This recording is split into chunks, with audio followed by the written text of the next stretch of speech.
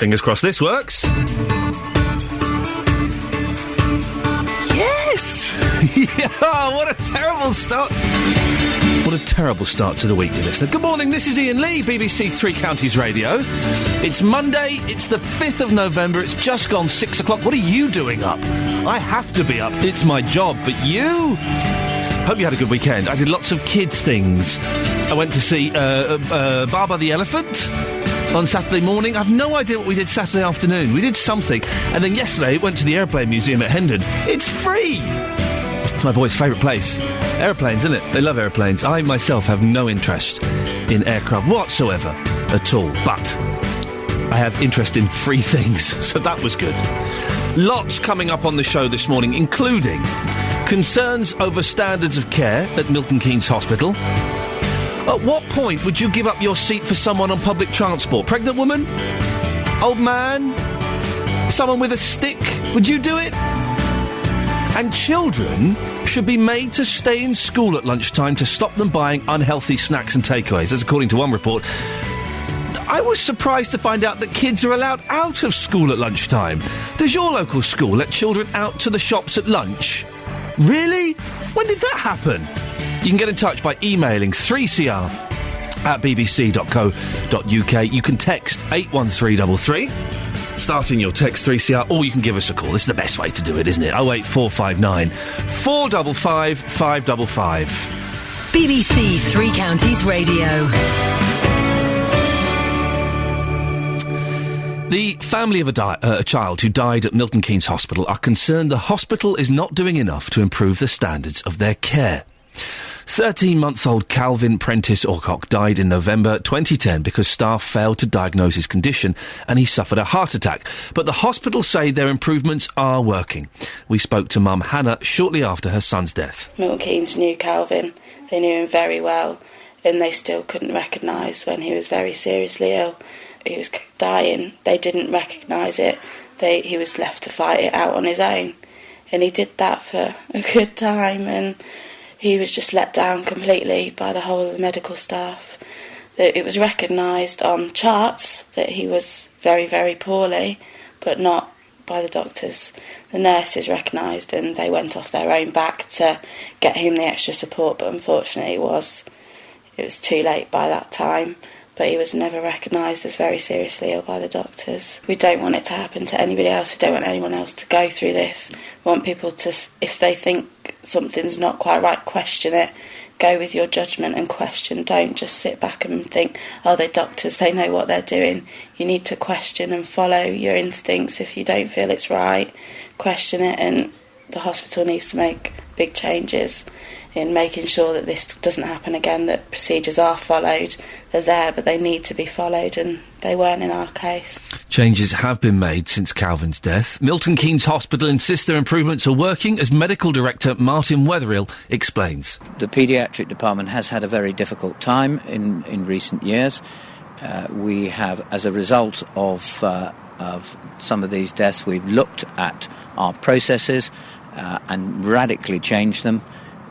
And in the last 9-10 months there has also been change in leadership from the doctor's point of view to try and improve and drive home the high quality standards that we attain to, and I think there has been a lot of progress in doing that. I fully appreciate that by saying that doesn't convince or may not convince a lot of people, especially those who've been listening to the media in the recent weeks.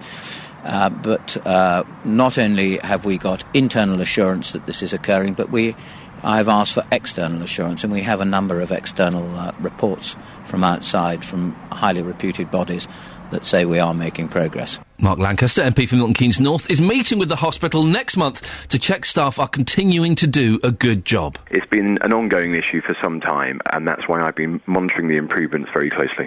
Indeed, my own daughter was born there in 2008. So we do take these matters very seriously, and I intend to keep a very careful eye to make sure that positive progress is made. I mean, this is a process that started almost 2 years ago, and for the CQC actually to give the hospital a clean bill of health, I think in April, shows some of the positive steps that have been taken.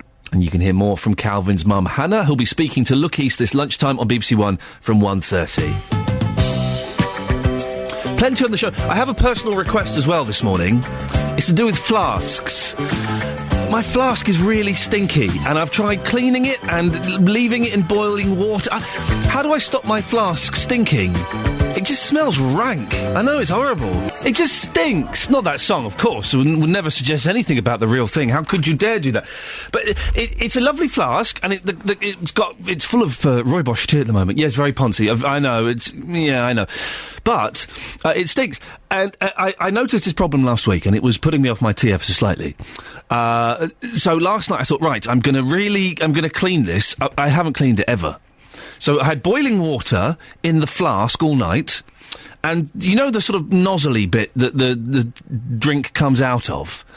I'd unscrewed that, and I'd left that soaking in boiling water, confident that when I came down this morning, it would smell fantastic.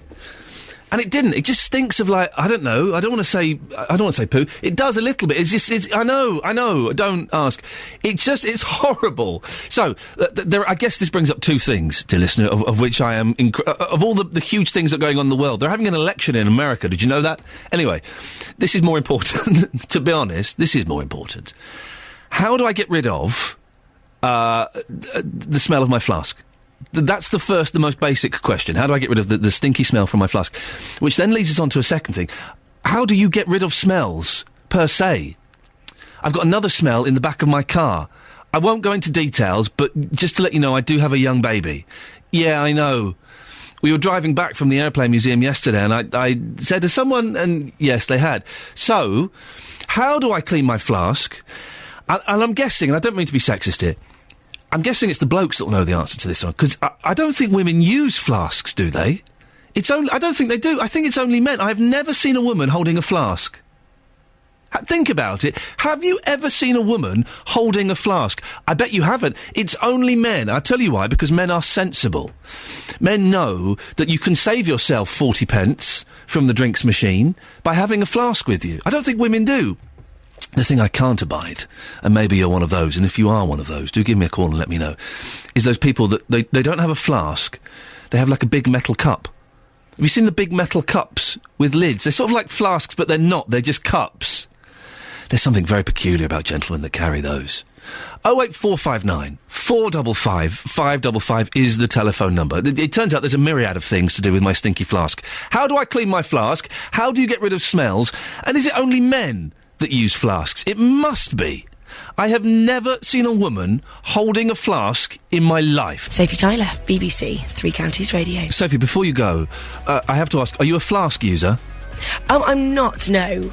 Thank you very much indeed. BBC Three Counties, the first for news. Oh dear. Well, via the email, I'm being sent some... Catherine Boyle, who does the news. What a potty mouth. I'm going to collect all of these emails that Catherine Boyle, newsreader extraordinaire, is sending me, and then after a year I'm going to take them to my boss, and I'm going to get her fired. Flasks are the order of the day. It's the most important thing, and I love the fact that we can do a show like this, and we're talking about all kinds of serious and important and big issues today. And we'll be talking about the presidential race over in the States, and gambling and problems with gambling and all kinds of things. I mentioned the fact I've got a stinky flask. The phones go mental. What does that say about you, dear listener? 08459 455 555. David's in Woburn Sands. Stinky flask. What on earth do I do, David? Good morning. Trust the men to know the answer. But women don't use flasks, do they? They don't. I don't think I've ever seen them use flasks. I threw it out as a slightly flippant, vaguely sexist comment, and then I sat back and thought about it during that travel bulletin, and I cannot picture a woman holding a flask, ever. Nor can I. And yet, you see men on the trains, men walking down. I proudly display my flask. In fact, I'm going to pour myself a cup of stinky tea. There we go. Well, you won't have to soon. I've got the answer, I think. Go on, what do I do? Right, what you need to do is clean it again thoroughly. Yes. Leave it to dry overnight. And then put 4 teaspoons full of bicarbonate of soda in there. Can you still get that? It's not 1976, you know. No, it's in the cooking products, in the Tesco, I've heard of them, Tesco's. Yes, the shop, yes, okay. Yes. So bicarbonate of soda, and what, soak it in that? No, just leave the bicarbonate of soda, don't dissolve it or anything like that. Yeah. Just leave it in the flask. Yeah. And in a few hours' time, you will no longer have a smelly flask. I need to rinse it out, I'd imagine, would I? Yes, Okay. afterwards. Okay. Yes. What do you have in your flask, David? Well, it depends, really. Coffee, beer occasionally. Whoa! Hang on a second. You put beer in a flask. What, do you open a couple of cans and pour them in? Oh, yes. Especially if I'm going on a coast trip. There we go. David in Woburn Sands. He has a boozy flask. Thank you very much, David. Gypsies, tramps and thieves. I don't think we're allowed to say that anymore, are we? OK, so the rule is, if the song is really famous, I'm not going to say who it is or who's singing it and what it's by. Does that make sense? No. I'm not going to say what the song's called and who it's by. If the song is really famous, I'm not going to do that, because that's patronising, isn't it? It's like you hear the Beatles, please, please. That was the Beatles and please, please me. I know! It's the Beatles and please, please me. So that's the rule from now on. If it's a really famous song, I'm not going to say anything. I'm going to assume that I'm dealing with an audience that has some kind of knowledge about these things, OK? Oh, wait, I'm putting a lot of faith in you, by the way. 0845... Don't let me down. 08459 455 555. Nikki's in Aylesbury. Good morning, Nikki. Good morning. I'm assuming that you make a flask for your man, do you? No. Oh, why have you called in about flasks, then? We all know that women don't use them. No, you know that you haven't seen them. Oh, go on, tell me more, Nikki. I'm intrigued. Well, they don't normally walk round with them in their hands, do they? Where do they put them? Inside a shopping bag or inside their handbag? You can't fit a decent flask in a handbag. Have you seen the size of some of the handbags these days? Good point, yes, touché. So, are you a flask user? I am. Nikki, I'm surprised and I'm excited at the thought of speaking to a lady. It's a lady who uses flasks. It is primarily men, though, isn't it? It's a blokey thing to use a flask, because let's be honest, I'm going to use indoor language, they're phallic, they're kind of big and they're feisty, and women don't want to be fussed with all that stuff. You have change for the coffee machine. Yes, but the stuff that comes out of them is disgusting. It is disgusting. Yeah, you should tell my boss here that. It's horrible stuff. So do you have a flask every day? No, because I don't go out every day, but I use it if I'm going anywhere in the car, for instance, on a journey. A journey in the car, you say? Well, How modern. Yes. Yes. Well, if I'm going any distance, yes, then I might, want to stop on the way and have a cup of tea. OK, have you seen those silly old men, though, that have those big metal cups? Have you seen the big metal cups? You get them in service stations and stuff. It's a big metal cup, and it's like $5.99, and it's like a flask, but it's not a flask, it's a cup. Yes. I think those men are perverts, Nikki. I've got one of those as well. Oh, dear. Have you? Does that make me a pervert too? Yes, it does. Does it? All right, then. That and your cackle. They're useful for putting milk in, though, because I don't like to have the milk and the tea together. Here we go. It makes it boiled. Here we go. This is it. You've opened up the psychology here, Nikki. A man will put the whole drink in the flask, OK? I made myself 4 cups of tea this morning, all with the tea bags and the milk, then I poured those one by one into the flask. You have the milk separately, do you? Yes. Why? Because if you put it in the tea, by the time you drink it, it's got a flavour of boiled milk. I don't like boiled milk in tea. I like my milk to be cold when I put it in. You're quite a feisty lady, aren't you, Nikki? Oh, yes. Can I ask you a personal question? You can try. I'm going to guess your age. Go ahead. 42. Well out. Higher or lower? Higher. Really? Yes. Oh, that was me going to the limits. 56. More than that, I'm afraid. 62? Not quite. 59? No. Let's say 60. Indeed. Would you be offended if someone offered you a seat on a bus? No. Not at all. Would you quite like it? Yes. Does anyone do it? I tell you why. There's a story in the Mail today, and it's a pregnant woman. At least that's what she says. And she says that no one offers her seats on the bus anymore. Now, if I can ascertain that a woman is definitely pregnant and she's not retaining water or bloated, then I will offer her my seat without a shadow of a doubt. If I see an elderly person who's struggling a bit, I'll offer them my seat. But I've noticed that less and less people are doing it. Yes, I don't think that the young people have been brought up to think like that these days. I guess some young people, Nikki, might say, why on earth should they give up their seats? Yes, they do, because if they've paid their fare on the bus, they're paying to sit down. And I've heard that said, actually, and I suppose in a way that's true, but it's not really about that, is it? It's more about respect and taking care of people that need taking care of. Do you need taking care of, Nikki? Do you? No, do you? Do I? Yeah. No. I'll come and take care of you, Nikki. Oh, will you? I'll come to Aylesbury and take care of you. I had some kids offer me a seat the other day. Do you want a seat, mister? I'm only 39. You must have been looking tired after your early morning. I do look tired. And Nikki, I tell you what, I took that seat. I took that seat freely. Nikki, thank you very much. 08459 455 555. Would you be offended if someone offered you a seat? I have seen it done where someone has offered a seat to someone who is pregnant. They were not pregnant, they were fat. Ouch. Right, you know who that was and what that song was, don't you? Right, most of you do. Well, I'm not going to say it then. I'm not going to patronise you. If it's a famous song and a famous group, let's just, have a little wink at each other and go, yeah, we know. We know.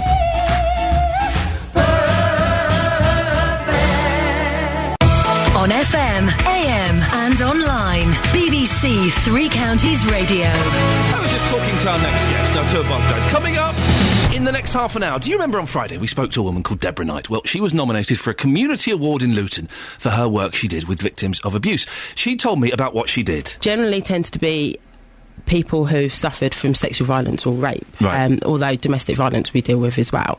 It generally as well tends to be adults who were abused as children who never got the kind of like services that they needed when they were a child, and so have now come forward as an adult as they're having difficulty in their later years, and so we kind of work with them through that process to help them understand and appreciate what they've been through, and obviously as it's run by victims, we'll have an understanding and appreciation of how it's going to affect them. Well, in a few minutes, Deborah will be joining me again, and we'll find out if she's won. And when was the last time you offered someone a seat on public transport? Our reporter Sophie Soleri has been finding out just how courteous you are. Across beds, hearts and bucks, this is Iain Lee on BBC Three Counties Radio. But let's be honest. The main thrust of today's show has been about my stinky flask. I know. We're dealing with all these important issues today, and you've got a middle-aged man worrying that his flask smells of bums. How do you get rid of the smell of flasks? Bev is in Northall. Good morning, Bev. Good morning. Morning, Bev. Are you now? Listen, you're not a flask user, are you?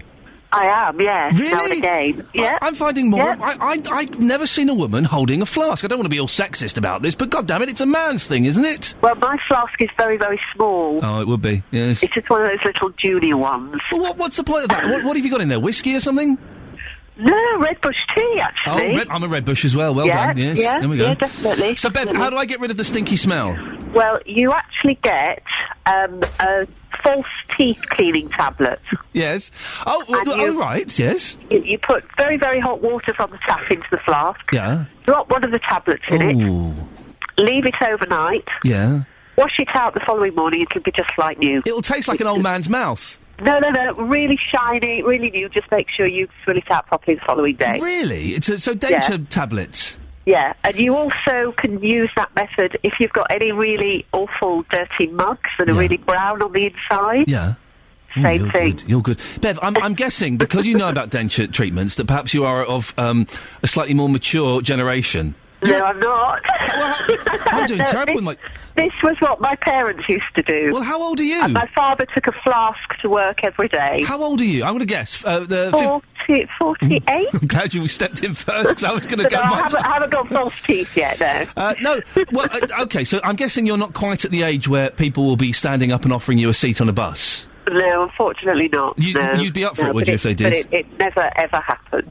No. And you're a 48-year-old lady. If you saw an old man, you saw an old man getting on the bus, right? He's a little bit shuffly. Would you offer him your seat? I would. Really? I would definitely. Yes. People don't do it anymore. And I would make my children stand up to offer them a seat as well. Oh, I get it. You'd I'd set a good example. You'd make them stand up first. Oh, get up, Steve. The old man wants a seat. Mum, I don't want to. You'd do that, would you? I would.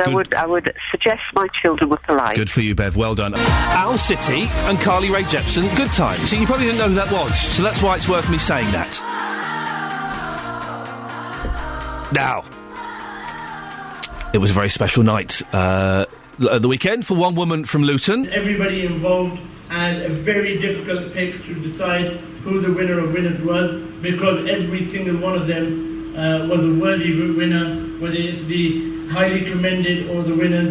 People have made a huge impact and have done a fantastic job in their respective fields. But the winner of the winners this year is Deborah Knight.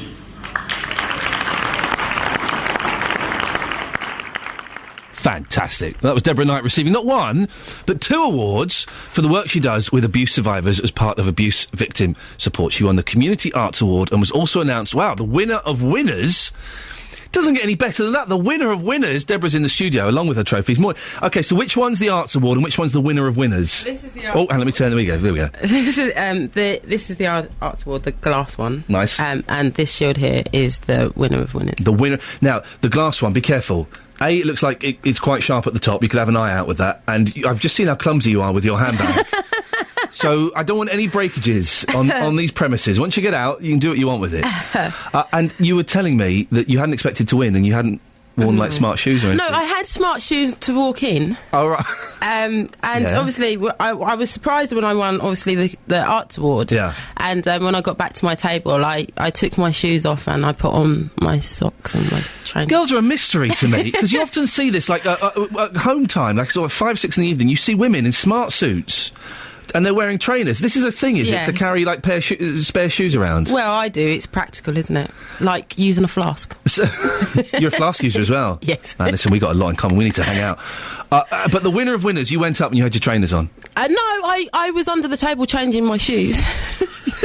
Everyone was laughing around me because they could see. I mean, my mum was right at the front because she was on a different table to me. Right. And I think they thought I'd gone home.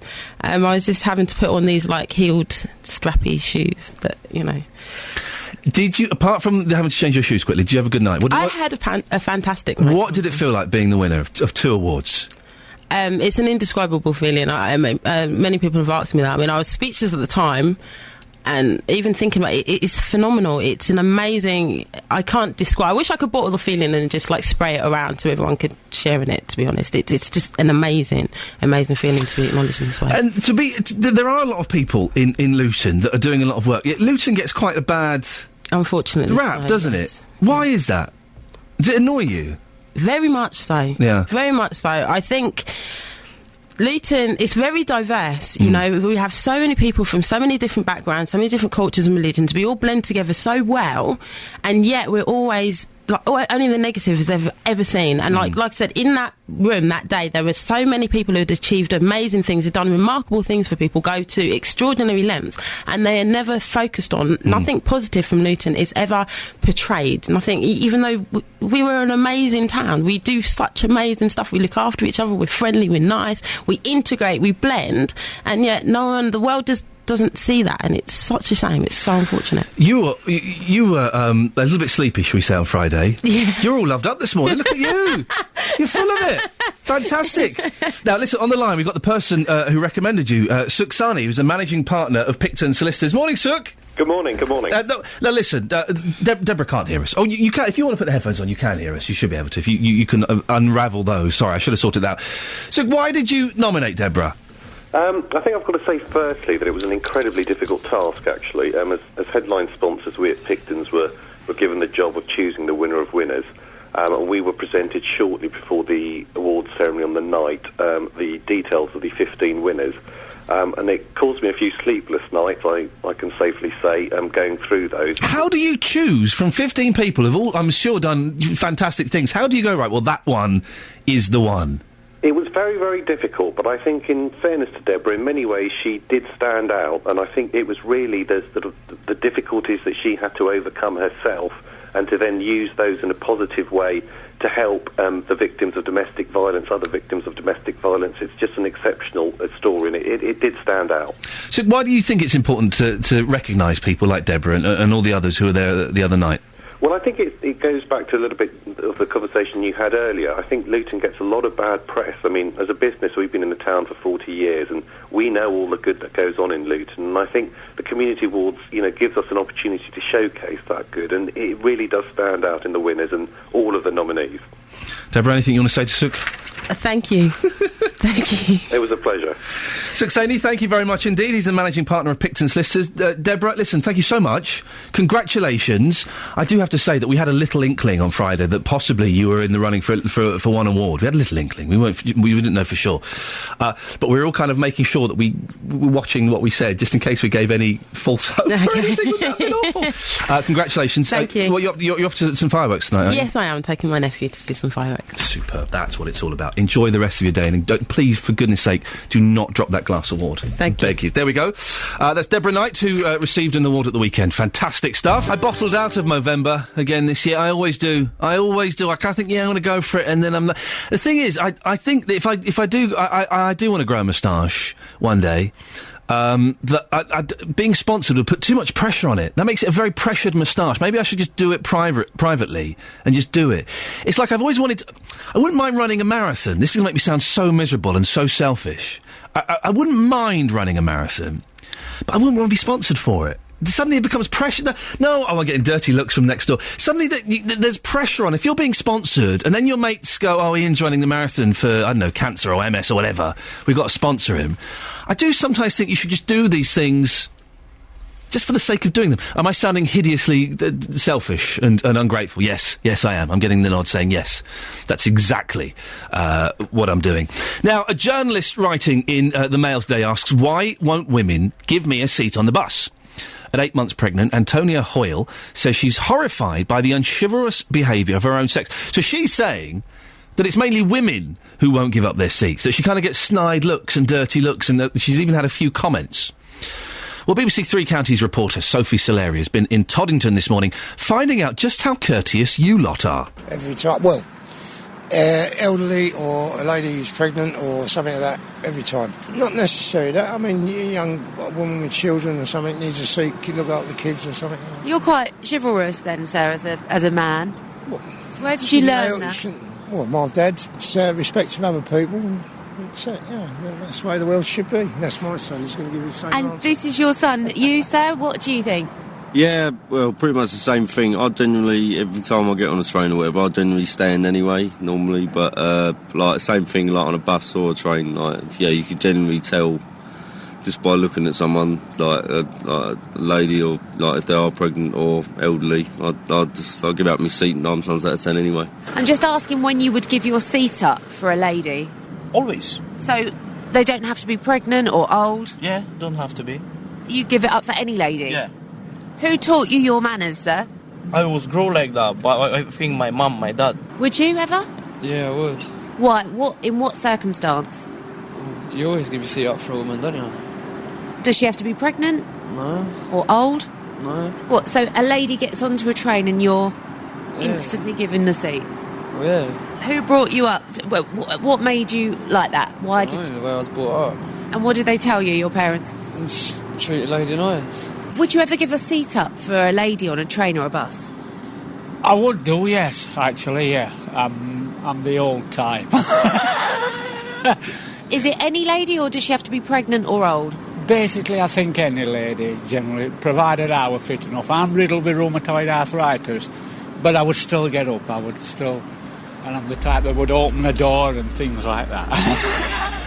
Just going to send an email to myself to remind me to tell my sons to treat a lady nice. Okay, lovely.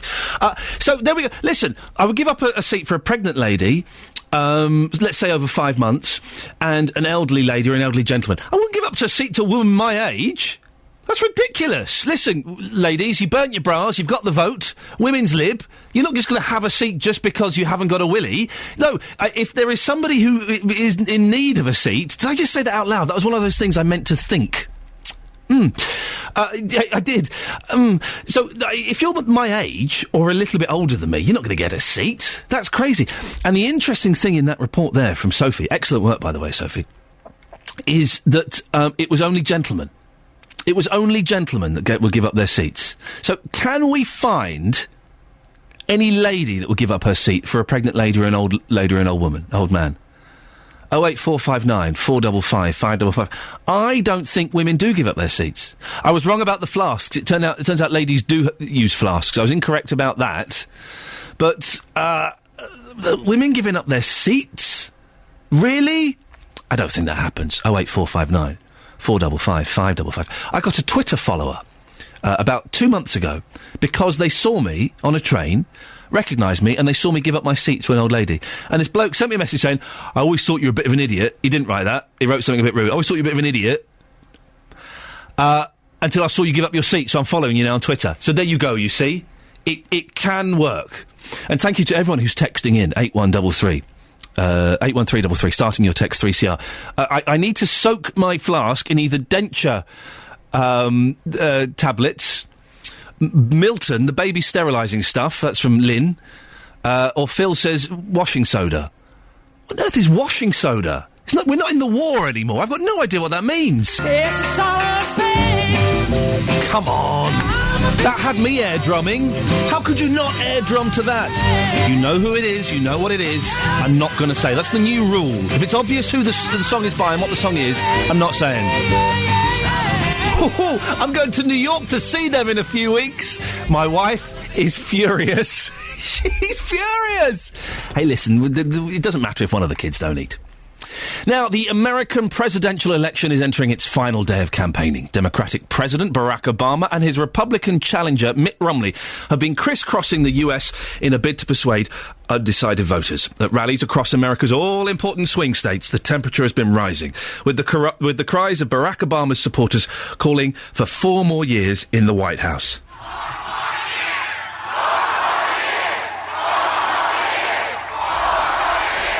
Ooh, that sounds terrifying, doesn't it? Matched by the voices of Mitt Romney's team, hoping in 2 more days their man will have stripped President Obama of the top job. I see. So they're just shouting out lengths of time. Is that how they decide over there? They just shout out lengths of time. The latest opinion polls suggest the 2 candidates are pretty much neck to neck, although most commentators believe Barack Obama has a slight edge in the key marginal states. John Zogby has been analysing American elections for the last 30 years. It's close nationwide. In some of those key states, the president has a slight lead. So I would say an ever so slight advantage in the Electoral College to President Obama, but really anything can happen. In fact, 1 week ago today, the storm, anything did happen. President Obama's response to Hurricane Sandy has been widely praised, but the clear-up is still just beginning, and the issue remains fraught with danger. Mitt Romney's attack has focused on the continuing problems in the American economy. Let me tell you why he fell so short of what he promised. It's because he cared more about a liberal agenda than he did about repairing the economy. Did Obamacare create new jobs? Did his war on coal and oil and gas create new jobs? Did his avalanche of new regulations help small business? Oh, you got it right. Almost every measure he took hurt the economy. Well, after seizing victory with the audacity of hope 4 years ago, only to take office in the midst of the biggest economic crisis in decades, it was always going to be hard for Barack Obama to recapture the rhetorical heights of his 2008 election campaign.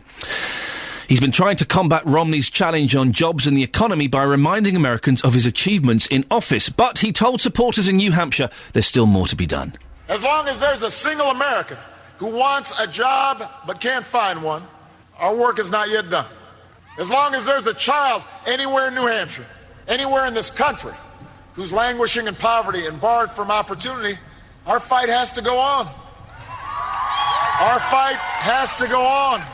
Votes will be cast on Tuesday. Listen, I'm keeping this clip, right? Remind me that if we are 2 more days before something really exciting happening, remind me to play this. Remind me. I just... 2 more days. Yes, I just need something exciting. I've got nothing exciting planned in my life at all now. Will it work for Christmas? No, I won't be here 2 days before Christmas. Oh! There'll be something. Anyway, good morning, this is Iain Lee, BBC 3 Counties Radio. 4 minutes past 7, it's Monday, it's the 5th of November. Wow! Christmas shopping starts, and for me, will end soon. I'm going to say to my family, listen, tell me what you want for Christmas. If I haven't got it by the 20th of November, I ain't getting it. I'm going to stop I'm seriously, I'm having my Christmas shopping done by the 20th of November. Because I just cannot face the rush of ordering things from Amazon online. That's it. The 20th of November, it's done. Anyway, back to what you're interested in. It's not my life. Coming up on the next hour of the show, a family speaks out about standards of care at Milton Keynes Hospital. When was the last time you gave up your seat on a bus or a train? Journalist Antonia Hoyle, who's 8 months pregnant, says she's horrified that other women aren't courteous. We've heard from men who give up their seats. Women, do you do it? Would you? 08459 455 555. And the question of the day, this is what radio was invented for, and indeed, if ever I was going to win a Sony Gold, this is what it would be for. I've got a stinky flask. How do I get rid of the smell? I know.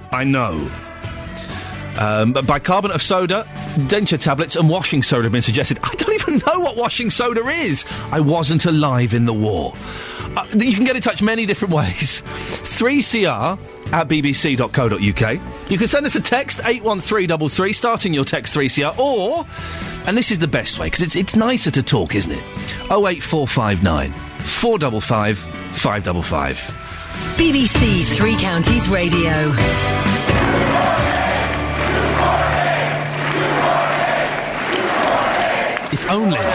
If only there was something happening in 2 days' time, and wouldn't that be great? You know, I'm going to forget to play it anyway. 08459 455 555 is the telephone number if you want to give us a call. Now, here's something quite serious. The family of a child who died at Milton Keynes Hospital are concerned the hospital is not doing enough to improve the standards of their care. 13-month-old Calvin Prentice Alcock died in November 2010 because staff failed to diagnose his condition and he suffered a heart attack. But the hospital say their improvements are working. Mark Lancaster, MP for Milton Keynes North, has regular meetings with the hospital to check they're continuing to do a good job. There has been the investment. Also, I think since April 2010, we've had a one-to-one service with midwives at each mother. And indeed, I think in the latest CQC report, the body that sort of oversees the quality of care in hospitals, they did recognise that there has been significant progress in the maternity ward in recent months and years. But that doesn't mean to say that we can sit back on our laurels. Well, Martin Wetherill is the medical director at the hospital. I absolutely appreciate the distress that the Alcock family must have gone through. And it is for that reason that I have invited both the Alcock family and Mia's family to come in, because whatever I say, I can appreciate may be treated with a great degree of scepticism. I would like them to come in to meet the new team, to go through the wards if they can, if they would like to do that, to see what processes we have changed and the way that we're doing things nowadays. And I think they will see that the hospital, the paediatric department we have now, is radically changed from that was apparent 2 years ago. What can you say further than that to assure people that the hospital is safe? I can say that we are putting into place more processes to check that our own standards against national and national standards and qualities are kept up to date. And I will also say that we have external reviews from well-known bodies who come in to check that we are as we say we are. But I appreciate that whatever I may say, or however many reports I may flag around, I think the only way to convince people is for them to actually to come in and see us, and I would welcome that. Well, our reporter Sophie Solaria is with the grandfather of Calvin at his home in Olney, and we'll be hearing from him shortly. Across beds, hearts and bucks, this is Iain Lee on BBC Three Counties Radio. Should we have a look at the front pages? Yes, let's, shall we? Let's. The Guardian. On Souls to the Polls Day. Is that what it's called? Yesterday was Souls to the Polls Day. Is that an actual phrase? Americans are so dramatic, aren't they? On Souls to the Polls Day, Black America clings to faith in Obama, and homeless families expelled from London by councils. And Cameron heads to golf in bid to sell Typhoon fighter jets. The Daily Telegraph. Fears over cut-price care in the NHS. NHS patients are receiving an unacceptable level of care from a growing army of unqualified healthcare assistants who've taken over nursing roles on wards and in care homes. An independent commission warns today. Clegg plans to subsidise nightmare costs of childcare. Childcare is very expensive. It is very expensive. Obama, this is all in the Telegraph. Obama has the edge over Romney in key states. And singles are back in fashion thanks to digital downloads. Louise Gray, you've given us gold. Hang on a second, everyone's ears prick up.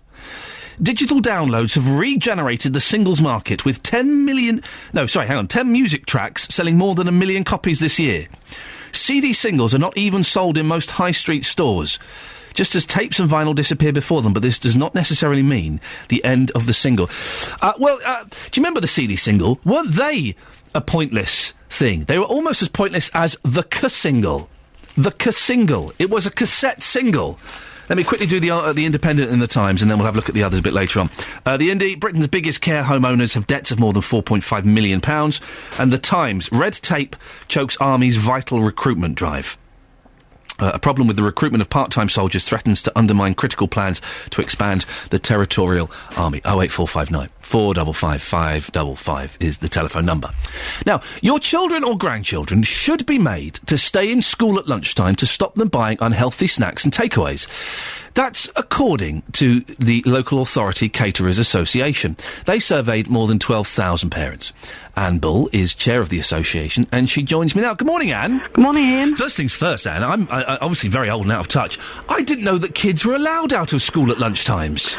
Well, no, they are allowed at lunch times, but of course it depends on the policy of the school, Ian, and some schools actually keep up to year 6 in, and then, sixth form in. Others let pupils go out on the high street, and of course that's a worrying factor for parents, and they've actually flagged it up in this later parent survey that I think they probably want pupils to stay on site because they know they're safe and secure. When I was at school, the sixth formers were allowed out. That was kind of like a little bribe to get people to stay on to the sixth form. You could go out and smoke your fags and stuff like that. But the rest, you weren't allowed to do that, but people did. But the younger kids weren't allowed out. That seems shocking. And so they're just going out, and of course you're going to go out and buy a bag of chips and a burger and rubbish like that, aren't you? Well, the temptation is there, isn't it? But hopefully we are, through the caterers up and down the country, and certainly in the later parent pay, it's showing that parents are satisfied with what the caterers are providing, and it's increased the satisfaction is better from last year to this year. So we are doing something right. What kind of stuff are you offering? Because you do hear stories of school meals being a load of old rubbish, and of course people are working to budgets, and they have to meet targets. Are there any good school meals? Well, I think there's been a lot of improvements, particularly from State Maintain having nutritional standards now, and so we have to comply with that, so that's mandatory. And of course, what Lisa is worried about is that there's this two-tier system creeping in because academy schools don't have to have the compliance like the State Maintain do. So we could be getting a two-tier system, and at the end of the day, Lisa advocates that children should have equal access to a good, nutritious meal. So are you saying this, Anne, sorry, are you saying the academies are having better or worse food than the other schools? I don't think you can actually sort of measure it in that terms, Ian. I think it's just the fact that there's a two-tier system. That's a bit like there should be the same standard for all schools, irrespective of what education stream the pupils are in. So it's a bit like, sort of a guidance or good practice. I mean, we all have to drive on the left in this country. Right. If we didn't, we'd have all sorts of problems, wouldn't we? Are you upset, Anne, just because the Local Authority Caterers Association, are they not involved with the academies?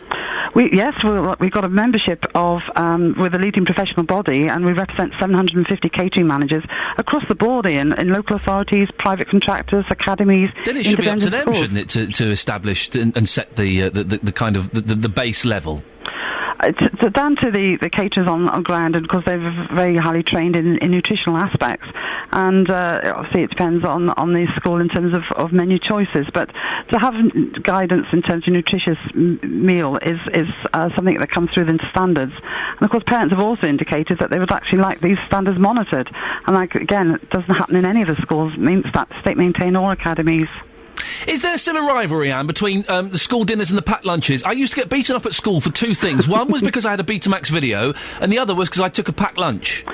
The school meal does provide the nutritious and the nutrition that all children need for growing. But my mum's packed lunches always provided a hula hoop. Thank you very much, Anne. I got a packet of hula hoops with Mum. And she said that. Anne Bull, thank you very much. We're going to move on. She is the chair of the Local Authority Caterers Association. We've got a couple of texts here. 81333, starting your text 3CR. Air drumming. Dave says, I've never air drummed in my life. What? Come on, man.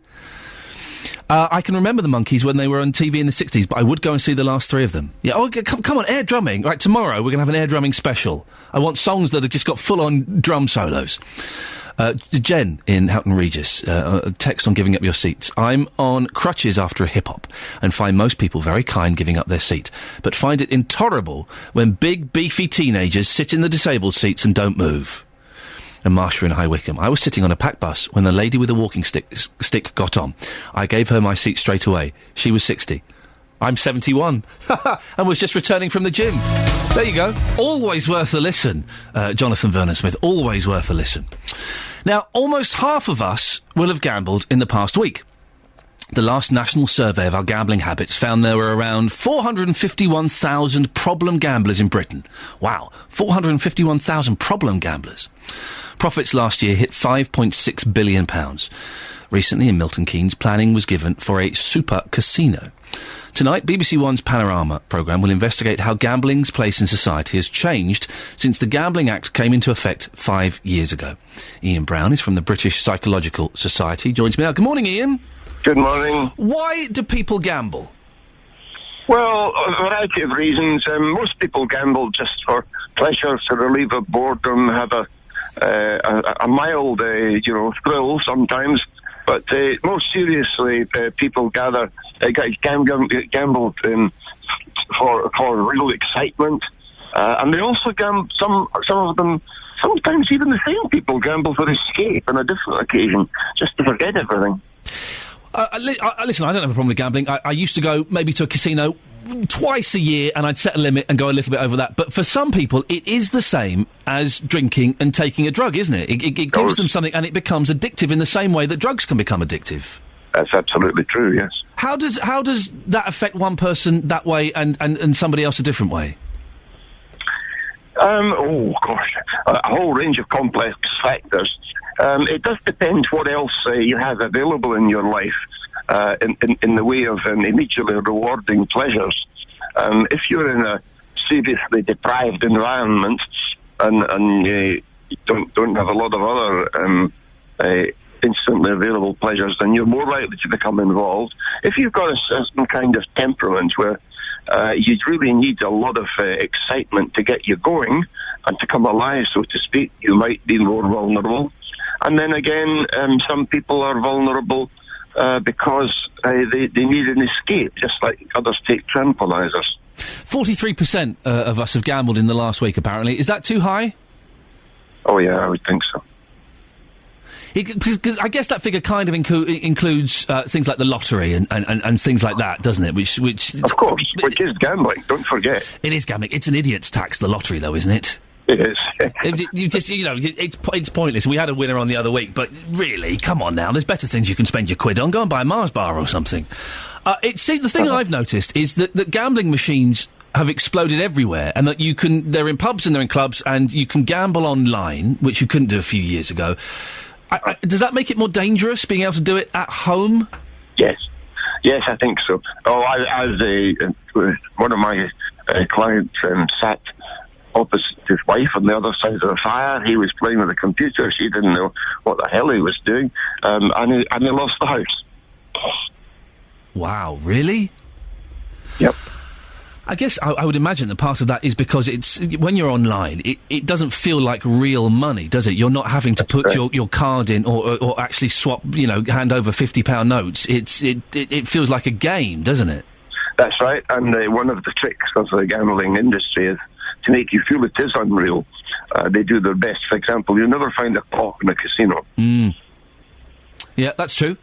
And I guess it's a similar thing with the chips, isn't it? The gambling chips. Again, it's not real money. Is there anything what can be done to help people who have got gambling problems? I know there are associations like Gambling Anonymous and things like that, but what can be done?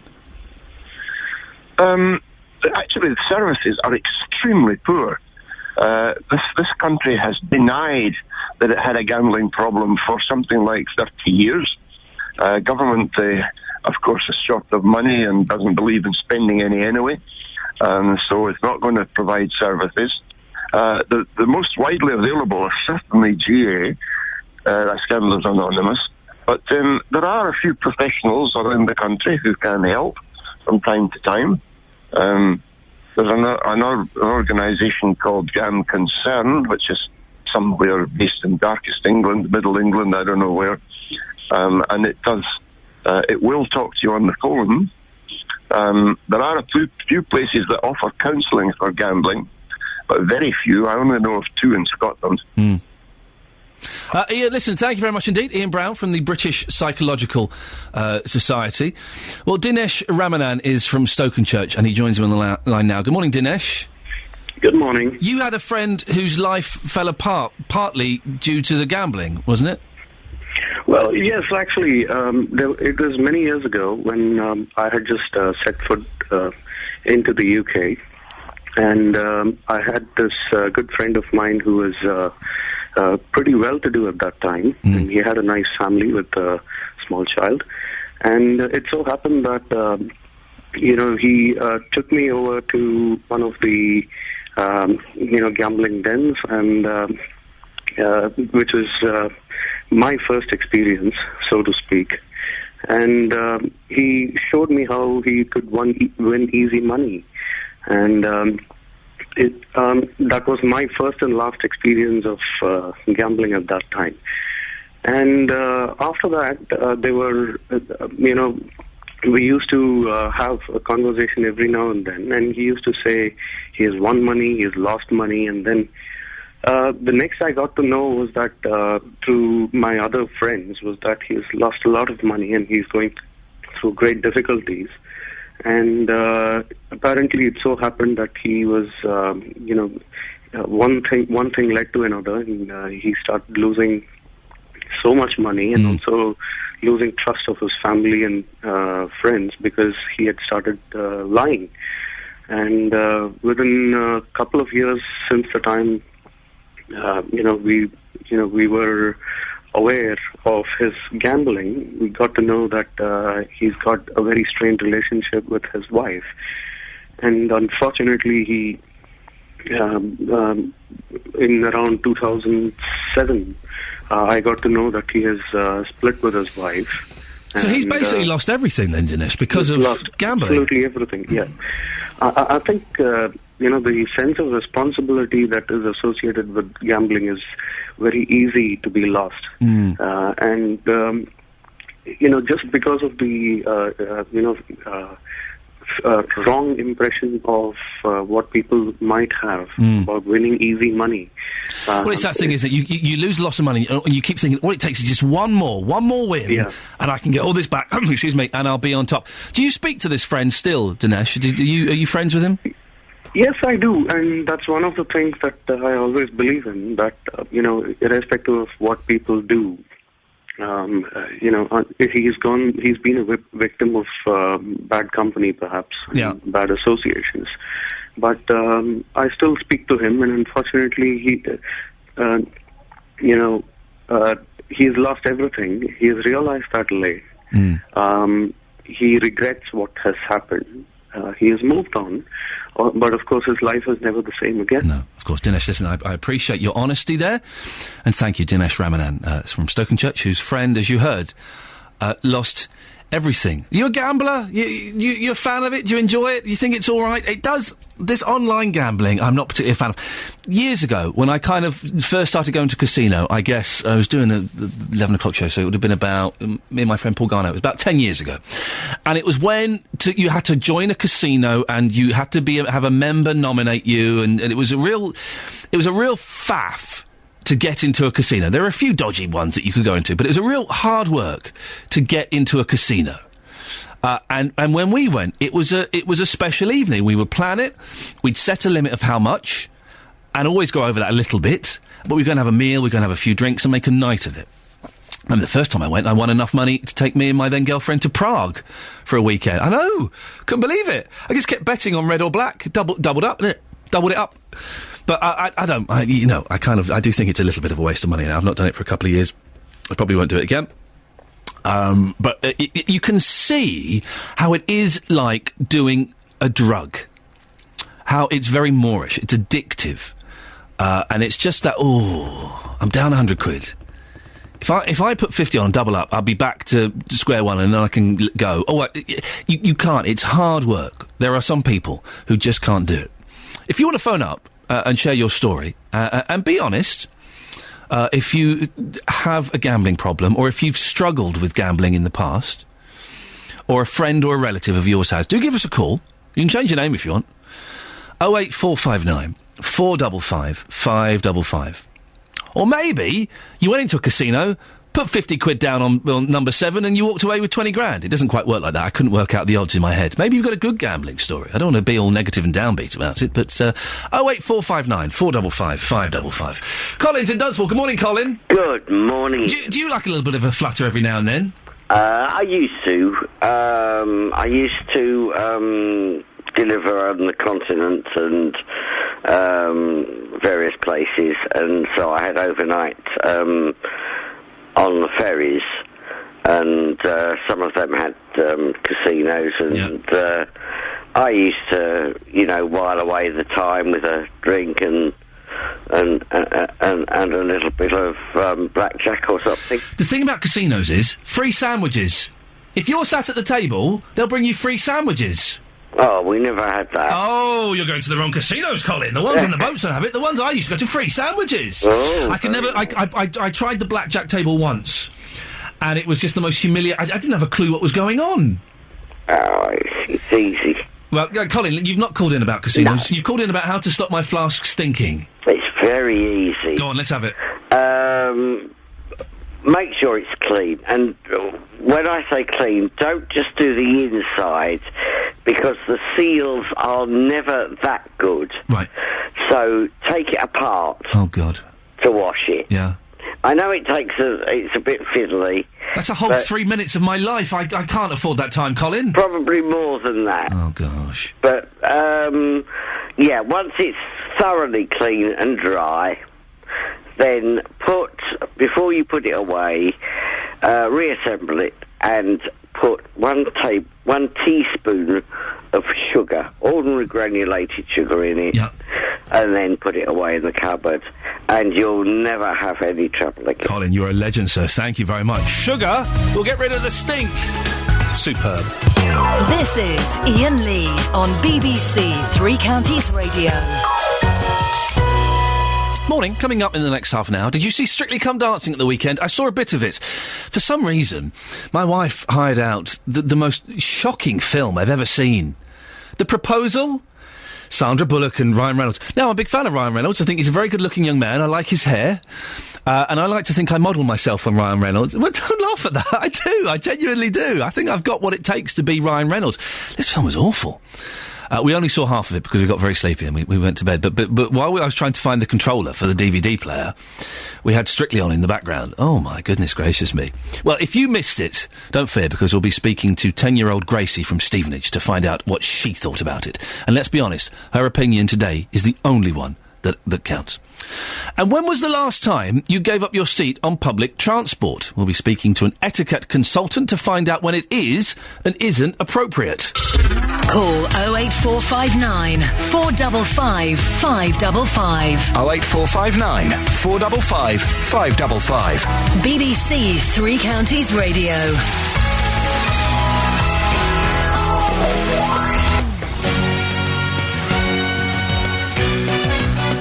It's the show that keeps on showing, however much we try and... It's doing very well. It's beating the X Factor and everything. It's incredible. I saw a bit of it at the weekend. I don't get it. I don't get it.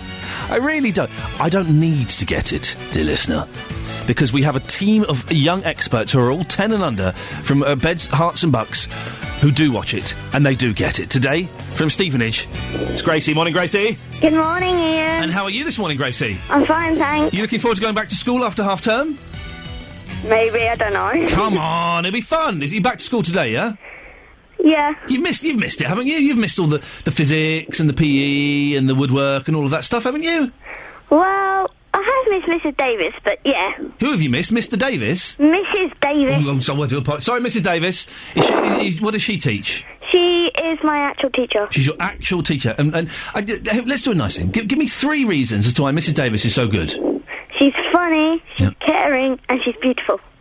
Right, 2 of those things I don't think are important in teaching. The care... Well, in fact, 3 of those things aren't important. This is what teachers should be, Gracie. And Mrs Davis, if you're listening, she should be firm, stern, and a little bit ugly. Those are that's I find the best teachers are those things. So I'm hoping Mrs Davis is listening and she will take on those suggestions from me, Gracie. She might, I don't know. She might, you don't know. Did you watch Strictly at the weekend? Yep. Good, what did you reckon? Good. Oh, you sound a little bit jaded there, Gracie. What was wrong with it? I don't know. It's just that Richard Arnold got a dancing disaster from Craig. Look at that, we're getting the voices as well. But Richard Arnold, he's the showbiz expert. Yeah. Basically, right, he's just a man. I'm sure he's a nice man, but Richard Arnold, he's just a man. We're all showbiz experts, really. We all watch TV, we all read Heat magazine, we all know what's going on in the world. So he's just a bloke. Was he any good? Well, in the dance-off, he was brilliant, but in the actual dance, he got it wrong. He got every step wrong. Oh, man, you get every step wrong. Listen, I am someone, Gracie, I don't know if you've seen, I'll post it on the Facebook page. You should like us on Facebook. I'll post it.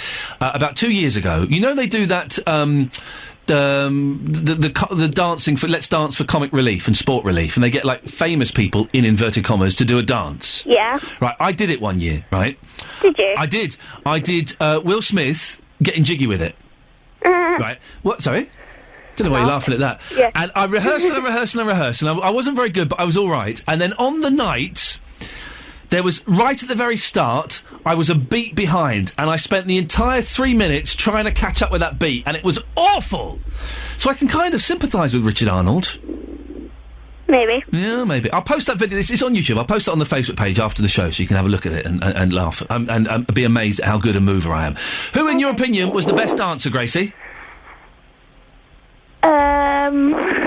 Ooh. Tough one this week, was it? Denise Van Outen. Denise Van Outen, OK. And who was the worst, apart from Richard Arnold?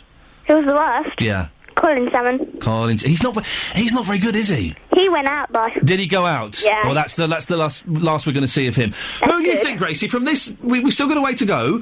Who do you think is going to be the winner?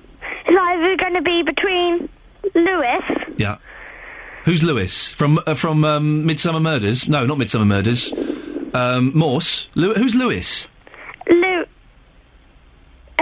gymnast. OK, right, yeah. And Lisa Riley. Oh, right. Or Danny. OK, so you've narrowed it down to Tracy Beaker. Yeah. So you've narrowed it down to 3. That's excellent. And Gracie, going off on a slight tangent, you're sat on a bus, you see an old lady, really old lady of about 52, getting on the bus.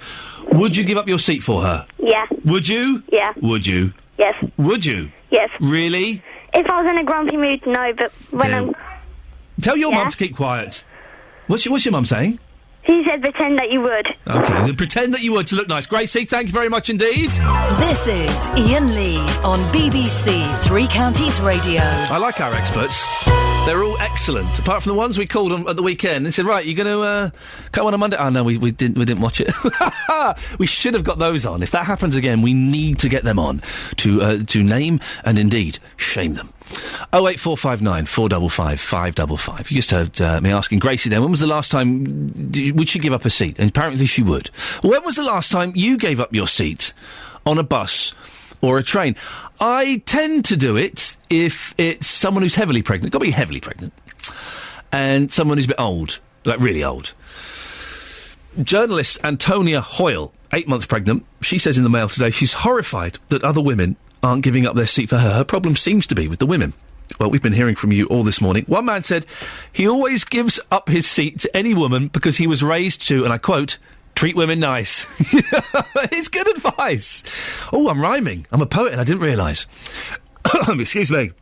We can talk now to etiquette consultant William Hanson. Good morning, William. Good morning, Ian. Thank you for having me. It's a pleasure. Oh, you're good, sir. You're straight in there with the politeness, you see. Well done. Thank you. The story today in the paper, this journalist, Antonia Hoyle, says that it's women who aren't giving up the seat to her, even though she's pregnant. Why do you think that is, William? I think some women will think that because they've got the seat, then just because they are a woman, they've got it, so they should wait for another man to get up. And they are sort of right there. I mean, they should be. If the woman's got a seat, if they're other men on the bus, then the men should be getting up for the woman that's just come on. But, you may get, on rare occasions, a bus full of women, in which case someone does have to get up, in which case it should be the youngest of the women that gets up, the most able, which is presumably the one of the youngest. It's kind of dying out, isn't it, I think? I remember growing up in the 70s and the 80s, and I was always taught, hold the door open and give up your seat and things like that. And being on the tubes in London and on buses around here and things, you don't see it very often, do you?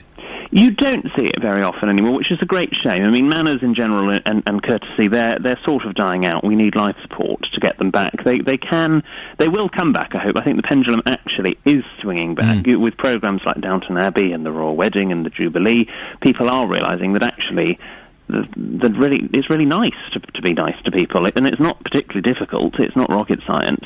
And actually, I was on a bus about a year ago, and an elderly lady got on, and I was sitting at the front of the bus, and there was a middle-aged lady sitting next to me, and we both got up at the same time to offer this woman our seat. And I turned to the middle-aged lady and said, "Oh no, it's all right. This lady can have my seat."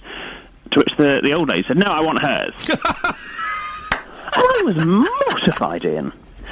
Absolutely mortified. And you see, if people start doing that, if lots of old ladies got on and berated people, you could see why people think, yes, well, actually, no, I'm not going to give up my seat anymore to anyone. There is a limit, isn't there, William? For example, I would give up my seat to a pregnant woman, 4 months and over. And how do you know she's 4 months and over, Ian? I mean, come on, you can't ask her. You can't ask for details and tests and things, but you can kind of get an idea. Otherwise, and I have seen this happen, they could be just a little bit chubby or have a bit of water retention. Well, yes, they could, yes. I have seen someone offer a seat to a woman who looked like she was pregnant, and the woman said, "I'm not pregnant." And everyone in the train was like, "Oh my God." It was awful. It was awful, William. I was mortified. Yes, in which case I would have just turned around and said, "Yes, but you are a fellow human being," and sort of thrown it back at them. And sort of pretended that it wasn't actually because you thought they were pregnant. You certainly don't stand up and go, "Would you like my seat, pregnant lady?" or anything like that. You don't draw attention to the fact that they are pregnant. Okay, so pregnant women, old men or women. But for example, I wouldn't give up my seat to a woman my age, 30. I wouldn't. If a 39-year-old woman came on, I wouldn't give her my seat. That's okay, isn't it? Well, it's more okay. If she came on, she looked like she'd had a really awful day, and she looked sort of bedraggled, so she'd just been running to catch the bus, for example, and she got on out of breath. Then I think you should probably stand up and say, would you like my seat? But William, I am disabled. I have. Let me retract that before we get loads of complaints. I forgot where I'm working. I have a slightly bad back. Right. So being afforded the luxury of sitting down really, really does make my life so much more bearable. But yet I look, from the outside, I look young, I look fit in both sense of the words, and I look very, very healthy. But I would be expected to give up my seat. Yes. But I've got a bad back. I'm afraid that doesn't really cut the mustard. I think there are lots of other people that have some probably slightly, worse ailments than a bad back. And you've probably got it. Why have you got a bad back? Is it because you've been slouching as a child? I have a little bit of a sloucher, yes. Well, there we go. No wonder it's your own fault. It's not like, you've been injured. William, what's the correct etiquette? Okay, so someone gets on the bus. What's the correct etiquette to give up your seat so that you don't look like you're being rude or patronising? What should one do? Well, with the minimum of fuss, I mean, you don't need to make a grand sort of ceremony about it, as I have seen people do from time to time. You simply stand up and say, would you like my seat? Madam or sir, depending on who you're talking to. Of course. And if they say, "Oh yes, that'd be very nice," then you just simply smile and move aside. If they say no, go, okay, and then just sit back down again. So it's not appropriate to go, "I'll get lost then," if they turn the seat down. That would be inappropriate behaviour. That would be inappropriate. You don't want to sink to their level. You want to raise them to yours. William, I think you're ace. I love you. Have you got a website or anything in case people want to come and have a look at your etiquette consulting skills? I do indeed. It's williamhanson.co.uk, or you can follow me on Twitter @WilliamHanson. Thank you very much, sir. We're getting you back on. You've got a regular slot as our etiquette consultant. Thank you very much, William. 08459 455 555. What do you think? If you saw a woman in her mid-30s who'd ran for the bus, would you really give up your seat? Come on. Yes, pregnant women, 4 months and over, and elderly men and women, I would. Don't forget you can give us a call any time during the show about things we're talking about, or things that we're not talking about that you think maybe we should be. 08459 455 555. The family of a child who died at Milton Keynes Hospital are concerned the hospital is not doing enough to improve the standards of their care. 13-month-old Calvin Prentice Alcock died in November 2010 because staff failed to diagnose his condition and he suffered a heart attack. But the hospital say their improvements are working. BBC Three Counties reporter Sophie Solaria has spent the morning with the grandfather of Calvin, John Alcock, at his home in Olney. Without wanting to upset you, remind us of what your family went through 2 years ago with Calvin. 2 years ago, Calvin was admitted to Milton Keynes General Hospital. Unfortunately, the doctors didn't do, and the nurse staff didn't do what was appropriate for him at the time, and he eventually died. It was one of the worst nights, if the worst night of my life. Certainly my daughter, I don't know how she's coped with it since. We have difficulty coping. The worst thing a father could ever do is watch his daughter actually nurse her child for 2 hours, waiting for him to die. There was no hope for him at that point, and she did what a mother did, which was nurse a child to its last breath. Something I couldn't do, and I wouldn't want anybody else to have to go through it. Unfortunately, we think the hospital let us down badly. At the inquest, that was actually proven by the comments made by the coroner. We came away from the inquest and we took some heart from the family did that lessons were going to be learned from Calvin's death so that other children and families wouldn't have to go through the same emotions, tragedy, feelings and loss that we went through. Tied in with this was Harry Gould at the time, and the hospital were also, with that in mind, supposedly embedding all the lessons into their daily clinical practice. The coroner, in his summing up, said that there was gross failure in the deaths, lack of opportunity for resuscitation and care of the child, and also a lack of leadership in the care. And in my mind, that lack of leadership is still there at the hospital, and there are further problems, as recently demonstrated in the news. This was triggered back up by the Mia Alcock death and inquest. We knew nothing about that, and we just heard the name on the news, and we just flashed back because of the similarities of the name and also the timing. It's an unimaginable tragedy for your family. Yours was the first inquiry. What were you told following its verdict? Well, we were told that actually the revised policies and procedures in dealing with acute paediatric admissions at the hospital were robust and now embedded in daily clinical practice. But they obviously aren't. Well, they weren't, because only just 4 months later was when Mia Alcock died. And again, the same issues and concerns were highlighted by the coroner. So it's fair to say you are concerned? We're very, very concerned. We just, no other way to describe it, we're just so concerned that this can happen again, and it's just waiting. And that lessons haven't been learnt by the hospital? We don't believe so.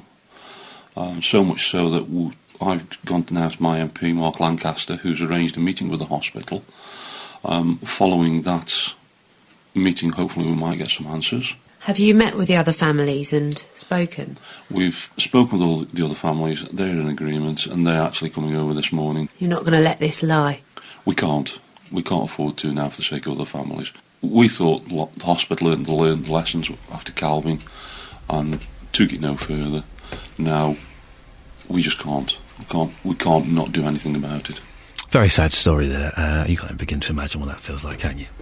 Now, there are just 24 hours to go before America goes to the polls for the presidential elections. Not that long ago, Barack Obama looked almost certain to be returned to the White House for the Democrats. But his Republican rival, Mitt Romney, has closed the gap in the last month, and now the race looks too close to call.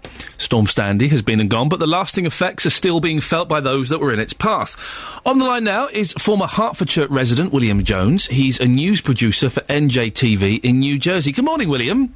Ian, good morning. Pleasure to be here. Yeah, thank you very much. Can I ask, why did you leave Hertfordshire and move over to New Jersey? It's a fine question. The Jersey Shore has its attractions. I'm an American citizen, so just decided that I'd make the move about a year ago and make my move in the journalism industry. And it's, as you can see over the last week, a very interesting place to be in work. Well, it has been incredible what's been going on there. What are some of the stories you've been hearing from your audience about, firstly, how they've been affected by the storm? It's parts of the shore, parts of New Jersey have been absolutely decimated by the storm. I think there's still about 1 million people without power there, and parts of the Jersey Shore, which of course made very popular by the TV show, have been completely destroyed. We've visited some of the towns there which simply don't exist anymore. Houses have been washed away to the shore, into the water, and people without power, without the basic resources, and living in shelters now. So it's very sad indeed. The storms caused a lot of destruction, and indeed there's some bad weather aimed our way this coming Wednesday, nowhere near as bad as the hurricane that caused the destruction last week, but anything on top of what we already had, and including cold weather, is never good news for people who are already struggling.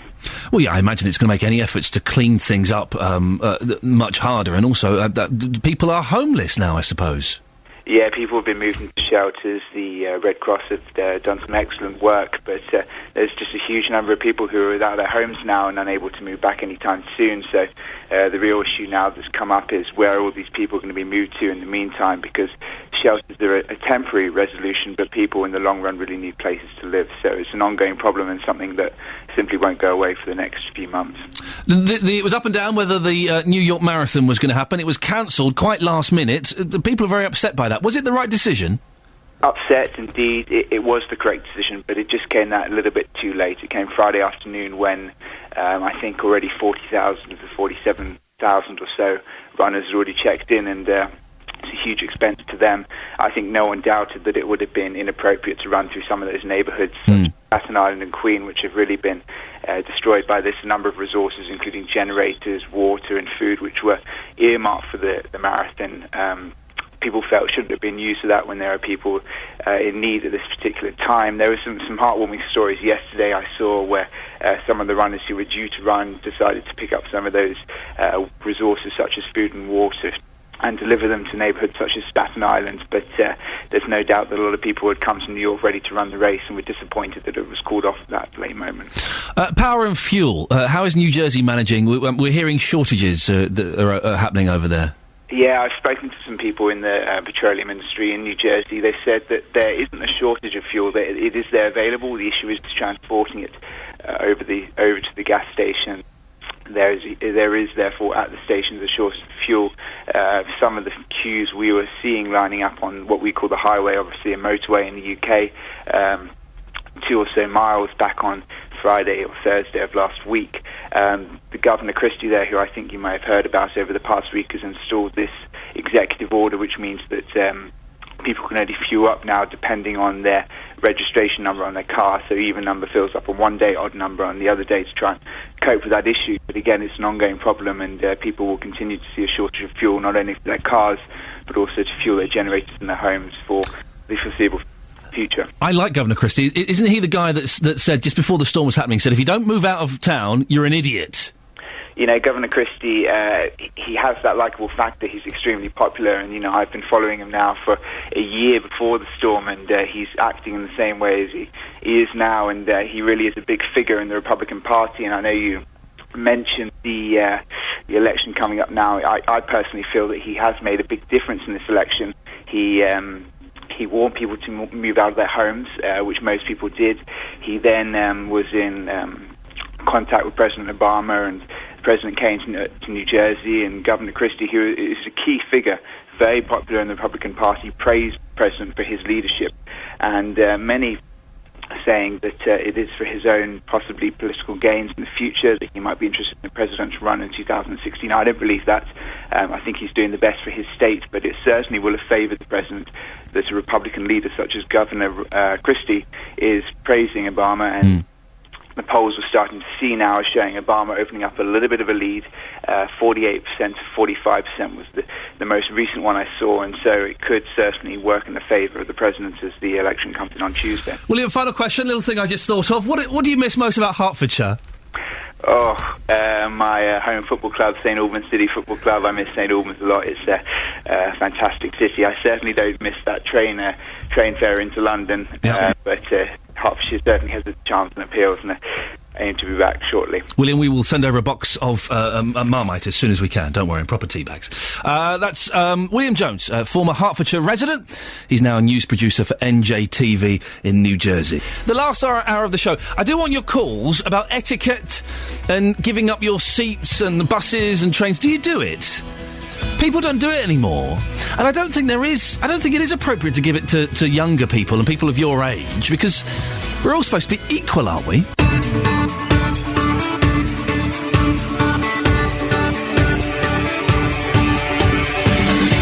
Good morning. This is Iain Lee. You're listening to BBC Three Counties Radio. It's just gone 8. It's Monday the 5th of November. Coming up in the last hour of the show, concerns over standards of care at Milton Keynes Hospital. How would you feel if someone gave up their seat on the bus or train for you? Pleased or embarrassed? It happened to me a little while ago. Some youngsters, all right, mister, do you want this seat? Now, my initial reaction was, oh my God, I'm not that old, am I? But my reaction that I vocalised was, yes, thanks very much.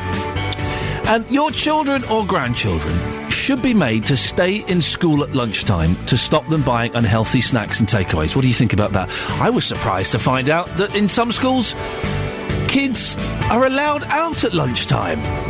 Didn't happen in my day. The sixth form were. It was kind of a bribe to get you to stay on the sixth form. Yeah, you can go out and smoke fags and stuff like that, but I remember going and buying beer at lunchtime in pubs in my school uniform.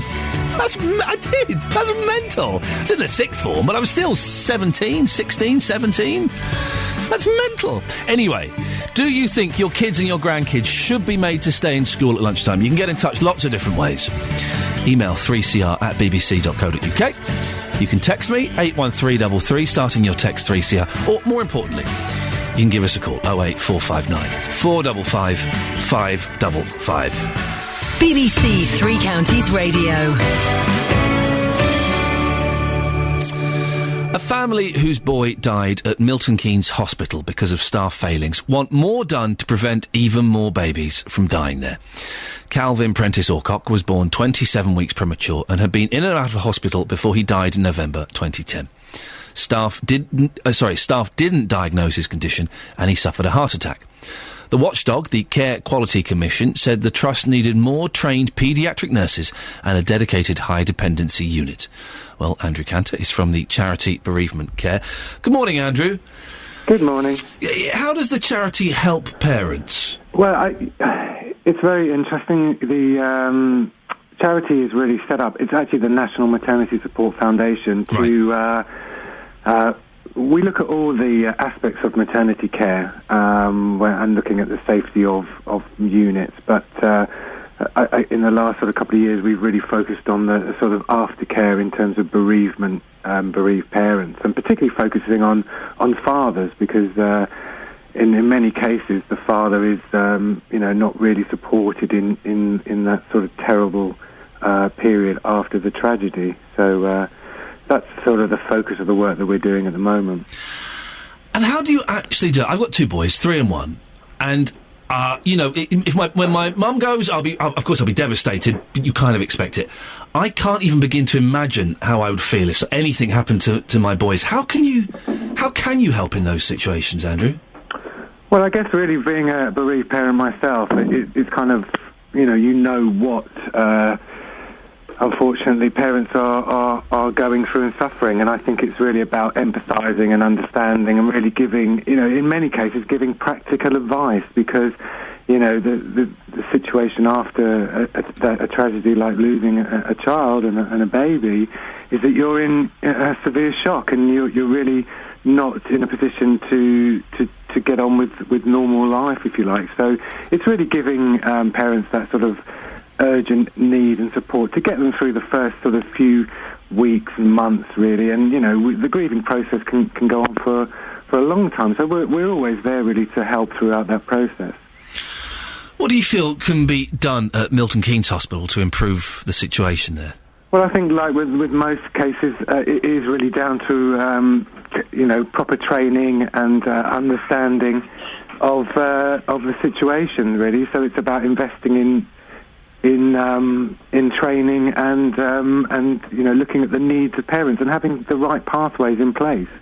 And rather than looking back, it's about making sure we can look forward and make sure that the right levels of staffing are in place, really. Have you helped many parents who've suffered from a loss due to failings at Milton Keynes Hospital?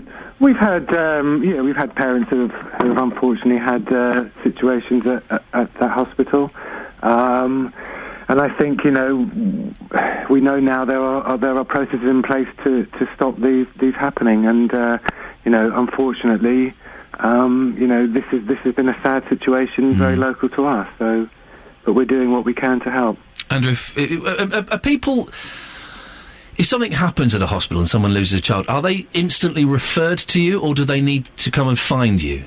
Well, I mean, it varies really. I mean, normally, because we work very closely with the trust, hopefully they would pass on our details, but people can find us through the normal channels, so they can go on the web and look at jakescharity.org or the National Maternity Support Foundation, one of the two, and they can find us.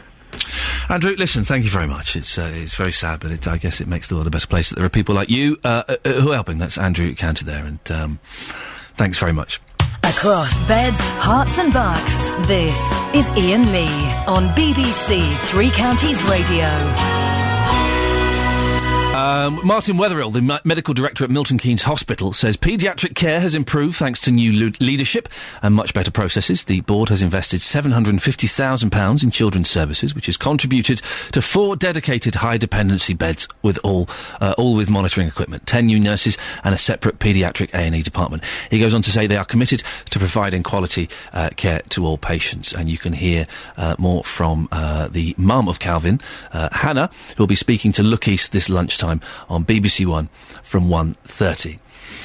Now, we've been talking about giving up your seats. There's an interesting article in the Mail. The Mail, I cannot believe I'm saying this, is fast becoming my favourite newspaper. I know! It goes against everything I've been brought up to believe. Well, not brought up to believe. My mum used to read the Mail. But there's a great story from Antonia Hoyle, who, 8 months pregnant, was disturbed and upset to find that women weren't giving her seats, weren't standing up saying, do you want to sit down? And it's kind of got us asking, would you give up your seat? Do you? It's mainly men that do it. We've had a few women texting in who say they do it, but it's mainly men. But then the conversation's kind of evolved to, do you feel embarrassed? If someone's offered you a seat, how does that make you feel? Do you feel awkward? Do you feel embarrassed at all? Does it make you feel a bit uncomfortable? Brian's in High Wycombe. Good morning, Brian. Good morning. Do people give up their seat for you? It's very awkward. I'm of the age where I haven't stopped giving up my seat to others, and I was on the Underground, and a middle-aged lady gave it to me, and I thought, my goodness, I must look old, and I've got curvature of the spine, which I suppose doesn't help. But I refused it, and then I did go back and said, I do appreciate it. I said that, and so I stood for a bit longer, then took the first seat that came available. Brian, I have to ask this question, sir. May I ask how old are you? 78. Oh, hang on a minute, that is quite old, Brian. Oh, it's not. I've got a busy day ahead of me.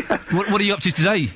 Well, I'm teaching at a school about 15 miles away, and I've got to go there, and I must have met at this time of year when it's getting dark evenings now again, and it might be wet and the dazzle of headlights. I don't find it's quite so comfortable. I can't find anybody to take over. This is the problem. Brian, listen, so I was saying some kids offered me, they're like 15, offered me a seat the other day. I'm 39. I took it gratefully. I went, oh, yeah, I'll have that. Thank you.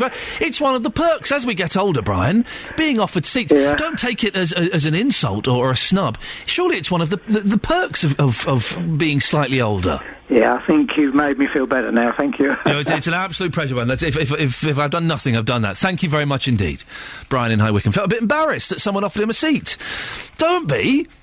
If someone offers you a seat, okay, for whatever reason, it's one of the perks. I tell you the thing that annoys me. Here we go. On a train or a bus or a tube or whatever, is when there are kids, like the kids with their mum, and they're sitting on a seat. So if there's like a kid who's sort of 3 or 4, okay, and they're sitting on a seat, and their mum sat there, and no other seats, and there are people standing. I kind of think, you know what? That 4-year-old, the 3-year-old could sit on mum's lap. The 4-year-old could sit on mum's lap. 5, 6, 7, make them stand up. Make them stand up. Seriously, 5, 6, 7, stand up. Get up. Bit of respect.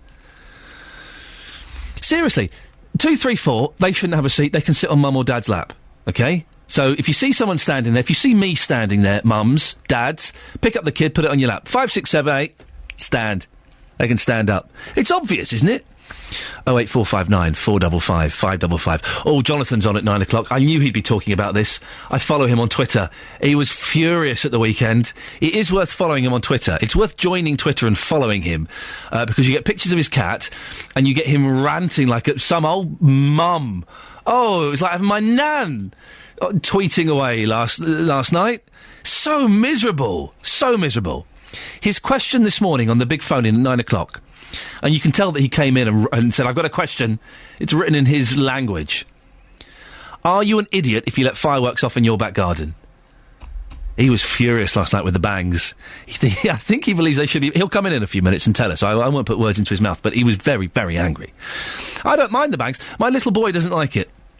He's nearly 3. He hates it. And I was in bed with him last night, reading him The Snail and the Whale. All I did was put my hands over his ears and he fell asleep. We had a conversation. I'll handle this delicately because we have young ears listening. We had a very important conversation with my boy yesterday where he finally kind of voiced concerns about why some people have winkies and some don't. And we kind of had to say, so men and boys, and big boys and little boys, they have this and women don't. But Mummy's got one. No, Mummy doesn't have one. Has Yaya got one? No, Yaya doesn't have one. Has Grandpa Peter? Yes, Grandpa Peter has got one. So we kind of listed who has got one and who hasn't got one. Boy, that was a fun conversation. Man, you can't say something like that to me, Jonathan, just before we go on air. Utter your last statement to the listener. You asked me, did you have a nice weekend? I Yes. said, yeah, I had a very nice weekend. Borrowed a dog on Saturday. Who borrows a dog? Where did you borrow a dog from? I borrowed a dog and I went off. There's a new forest in St Albans called Hartwood Forest. Oh, that's nice. Yes, lovely. It's been created by the Woodland Trust. Yeah. And I've often thought I'd like to go up there and have a little look around. Have a tramp around with the dog. So I thought, well, I can't go up there on my own. People think I'm a weirdo. So I borrowed a dog. You can walk through the woods on your own without being a weirdo. As long really? As can you, though? As a man? As long as your belt's done up, yes, you can. Of course. but I think you're weirder for... Where did you borrow a dog from? Is there like a shop in St Albans or something? My friends. They lent me their Labrador, Darcy. So we went off for a walk. Why is that funny? Have you never borrowed a dog for a walk? I've never borrowed a dog for a walk. You should. Oh, I'm tempted to now. Yeah, it's great. Really fun. We went off for a couple of hours. Yeah. Came back all muddy. Yeah. Did you then just give the dog back muddy? Was it a muddy Darcy? Yes. There you go. Have her back. Now listen, come on. The big question today. Why are you pulling that face? I'm not happy with you. Down your nose at me. Why? I might start unfollowing you on Twitter. No, hang on. I might stop following you. I might start unfollowing or stop following. Either way, you're going to lose. Because I ask a question that you take exception to. You were so miserable over the weekend. Why? Oh, you was like it was like following at an old mum. Oh, these bangs. Oh, these blooming idiots with their bangs and their fireworks. I wish they'd stop. Get over it. I just think fireworks, for me, fireworks are really boring. Every year, last year, some friends said, oh, come to a proper display. Yeah. Come to a proper display because they're really good fun. Yeah. So you stand there in the cold. And to be honest, after the first couple of minutes, you've seen them all anyway. You know, bang, bang, and a different colour, bang, and that's it. And they go on and on and on. I think, oh God, I just want to be at home. I have gone right off you. Really? Yeah, I liked you last week, and now it's back to how it's been for most of the time I've known you. Well, from 9 this morning on the big phone, are you an idiot if you let fireworks off in your back garden? Oh, that's such a loaded question. Why is that a loaded question? Are you an idiot if you... Oh, God. So do you let fireworks off in your back garden? I've never lit a firework in my life. Good. Very sensible. I'm going to buy some some today. No. And I'm going to light them in my back garden to spite you. Shall I tell you a little story? Please do. In Argentina, they have a totally irresponsible attitude to fireworks. Right. They give children fireworks and they chuck them in the street. Yes. Crazy. Yeah, that's crazy. And on New Year's Eve, they let fireworks off. It's their big thing. Yeah. So last year, I was in Argentina, New Year's Eve, and all the families, they all came out their houses and they put a big cardboard box in the middle of the roundabout at the end of the road. Oh. And every family, all the dads, they went over with their box of fireworks they'd bought, and they stuck them in sand in this cardboard box. Yeah. And the whole street is sitting there watching these fireworks. Yeah. The men are all doing the manly thing, letting them off. Yeah. All of a sudden, this cardboard box tips over. Wow. The fireworks were coming towards us. I was crouching behind a car. It was like being in Baghdad. They were going off everywhere. Somebody had left their grandmother, who couldn't walk, sitting in a chair. They're flying past her head, nearly set her hair on fire. Yes. It was terrifying. I don't think it was like being in Baghdad, though, Jonathan. Was terrifying. Right. Absolutely terrifying. Right. How no one was hurt. They all thought it was hilarious. So no one was... Well, that sounds like a lot of fun. So the question should be... what's your question now? Read your question out. Are you an idiot if you let fireworks off in your back garden? Right, change it. Are you an Argentinian if you let fireworks off in your back garden? That's what the question should be. You're such a killjoy. No. People are going to agree with me from 9. They won't. No one will agree with you. 08459 455 555. Are you an idiot if you let fireworks off in your back garden? It's such a load. If you're just going to come in with your nonsense propaganda, I'm not going to let you come and do this bit anymore. You're looking genuinely stroppy. I'm really angry that your face. You're so miserable, and that it's just such a loaded question. I don't think we're allowed to do that on the BBC. Are you an idiot? Oh, don't say it again. Get it out. Seriously, get out. Seriously. You chucking me out? Your microphone's off. I'm being barred? Yep. You can have one more chance tomorrow. I want a better question tomorrow. Are you an idiot? Oh, for goodness sakes. It's just... What... It's just such a loaded question. It was like Baghdad. He was at a fireworks display. It was like being in Baghdad. Unbelievable. Ridiculous behaviour. If you want to speak to Jonathan and tell him just how wrong he is, 08459 455 555. That's the number. Call him about 9 o'clock. You can email him now if you want to. You can send him an email, 3cr@bbc.co.uk, and just put in the subject heading, miserable so-and-so. Now, when was the last time you gave up your seat on a bus or a train? Journalist Antonia Hoyle, who's 8 months pregnant, says she's horrified that other women aren't giving up their seat for her. BBC Three Counties reporter Sophie Solaria has been in Toddington this morning to find out just how courteous you lot are. Every time, elderly or a lady who's pregnant or something like that, every time. Not necessarily that. I mean, a young woman with children or something needs a seat, can look after the kids or something. You're quite chivalrous then, sir, as a man. Where did you learn that? Well, my dad, it's respect of other people, and it's, that's the way the world should be. That's my son, he's going to give you the same And answer. this is your son. You, sir, what do you think? Yeah, well, pretty much the same thing. I generally, every time I get on a train or whatever, I generally stand anyway, normally, but, like, same thing, like, on a bus or a train, like, yeah, you can generally tell just by looking at someone, like a lady, or like if they are pregnant or elderly, I'll give out my seat 9 times out of 10 anyway. I'm just asking when you would give your seat up for a lady. Always. So they don't have to be pregnant or old? Yeah, don't have to be. You give it up for any lady? Yeah. Who taught you your manners, sir?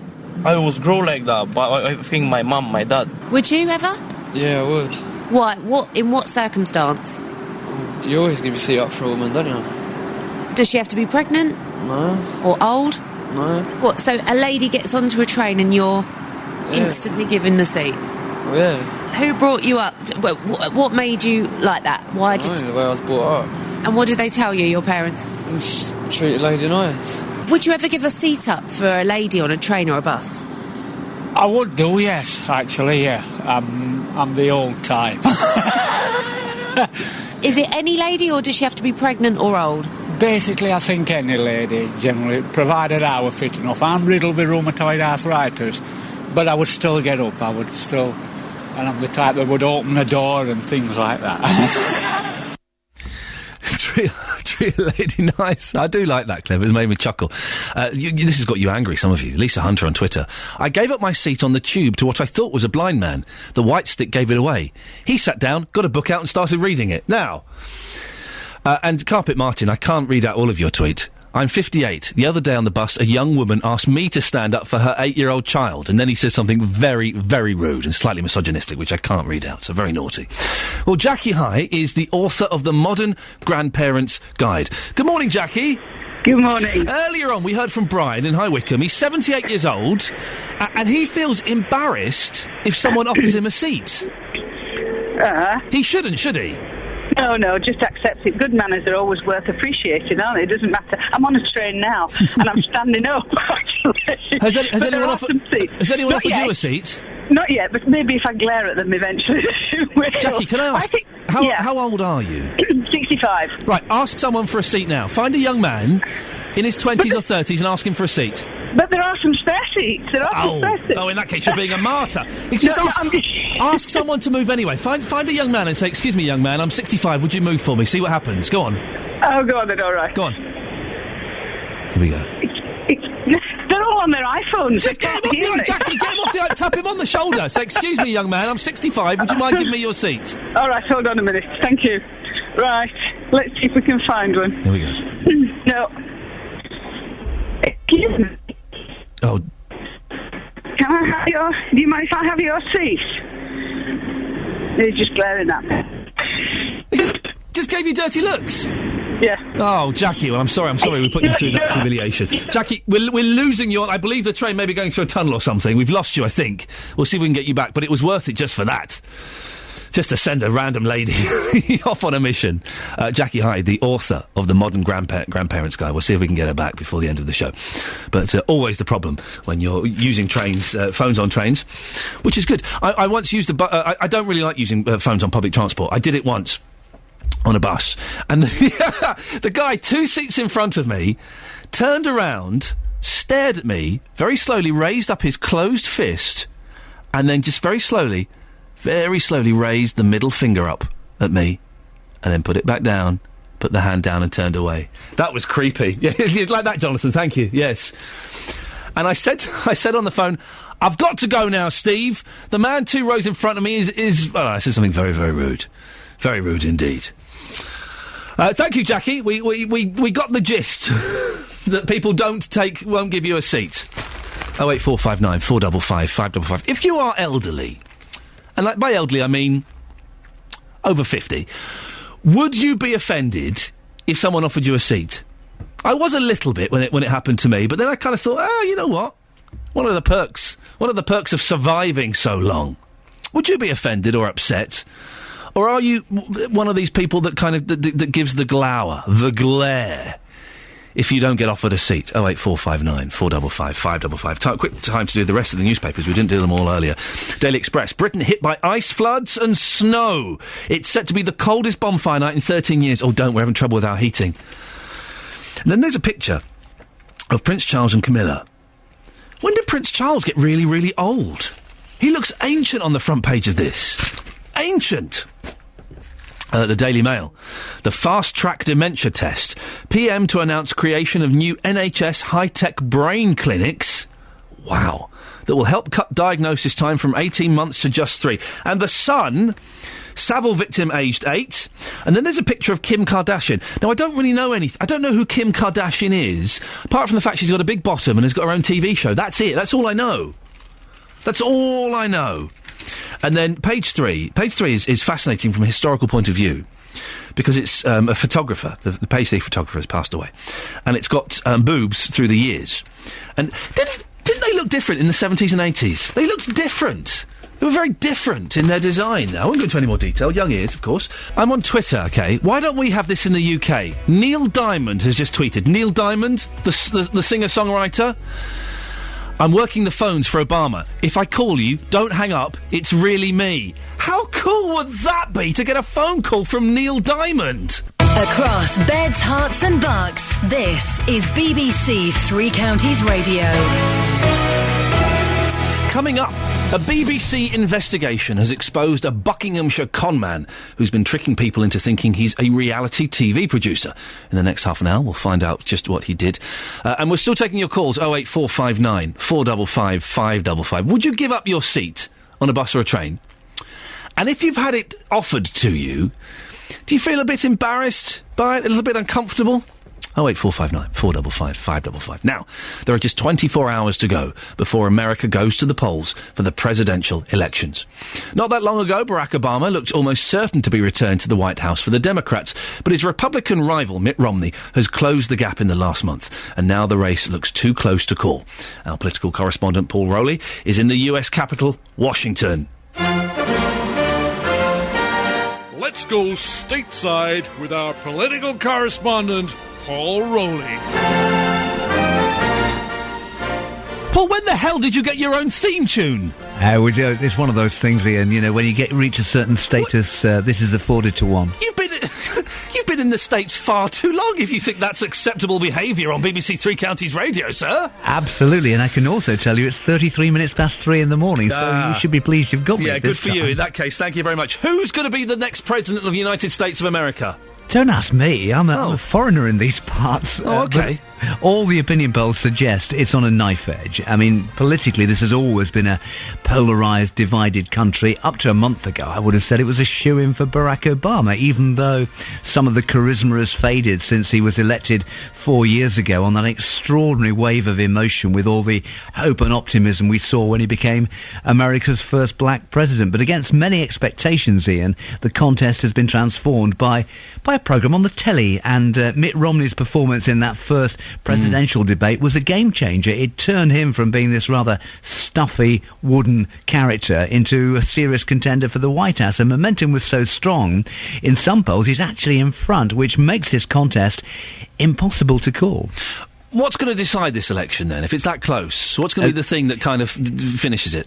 As Bill Clinton used to say, it's the economy stupid. The handling of the economic crisis will largely, I think, be the determining factor. Barack Obama has presided over the worst set of economic circumstances since the 1930s, although he could argue it didn't start on his watch. It was when George Bush was president. It is an international problem. We've been struggling. The economy's been sluggish in the UK. Same over here, although there are signs of improvement in the US in recent times. The unemployment figures, for example, have fallen in the last week, and that's why Mitt Romney, as a successful businessman, as a venture capitalist, believes he's got the experience to turn it round. But Barack Obama can point to a number of successes in his time in the White House. The killing of Osama bin Laden, for one, 18 months ago, the effective ending of the war in Iraq, the movement towards closure in Afghanistan, plus, of course, in the last week, when Hurricane Sandy swept across the country, it allowed him to appear presidential. Well, it is in the job description, but it meant that his Republican rival was a bit player for the best part of 3 days last week in the run-up to this election. At the same time, I think it is still too close to call. 24 hours to go. America is such a strange and bonkers place. I was just saying on Twitter, Neil Diamond, the singer, has tweeted that he's making phone calls on behalf of Barack Obama. If he calls you up, don't hang up.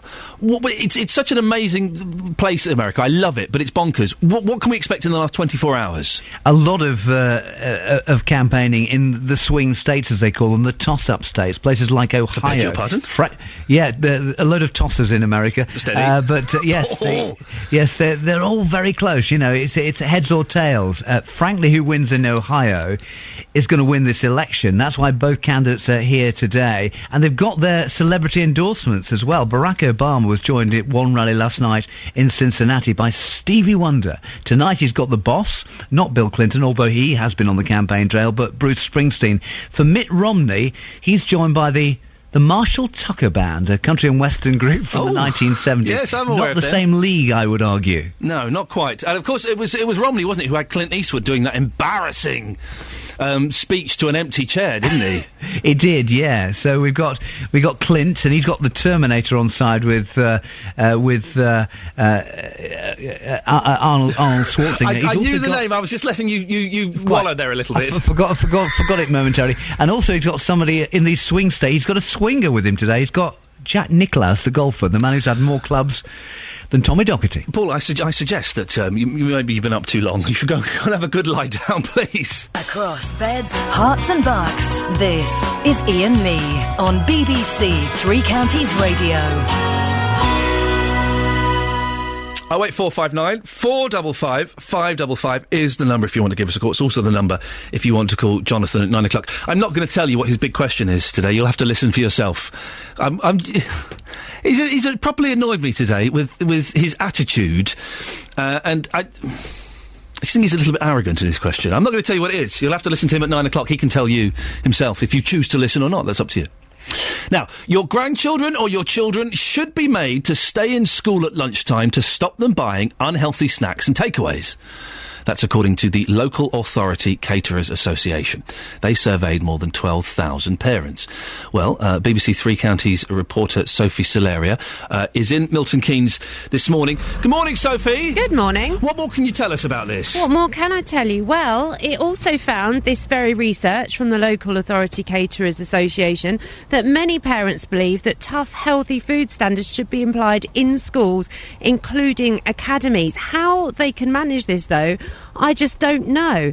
What do you think, Ian? What do you do with your children? I don't feed them. Don't feed them at all. You don't feed them? No, listen, it's easy and it's cheap to feed kids healthily. That's the thing. I know that these schools are working to tight budgets and things like that, but it's easy to get them healthy food. Of course it is. Well, the findings show that 3 in 4 parents, that's 73.4%, that's quite high, isn't it, are in favour of secondary school students up to the age of 16, be keeping the kids on their premises. Sophie, I didn't know, listen, you're a lot younger than me. When you were at school, were the kids allowed to leave? All right. Were the kids allowed to leave at lunchtime? We were, yeah. From the age, I think it was from the age of 16 we were allowed to leave. And there was a snack shop just directly across from the school which sold the most unhealthy food, sausage rolls and like pastries and pancakes. And, you know, you could just go out there, eat to your heart's content, come back and then get some chips from the canteen as well. So, you know, once you're out of sight of those parents, how do you regulate this? And that's what parents want to know. They want their kids to be on premises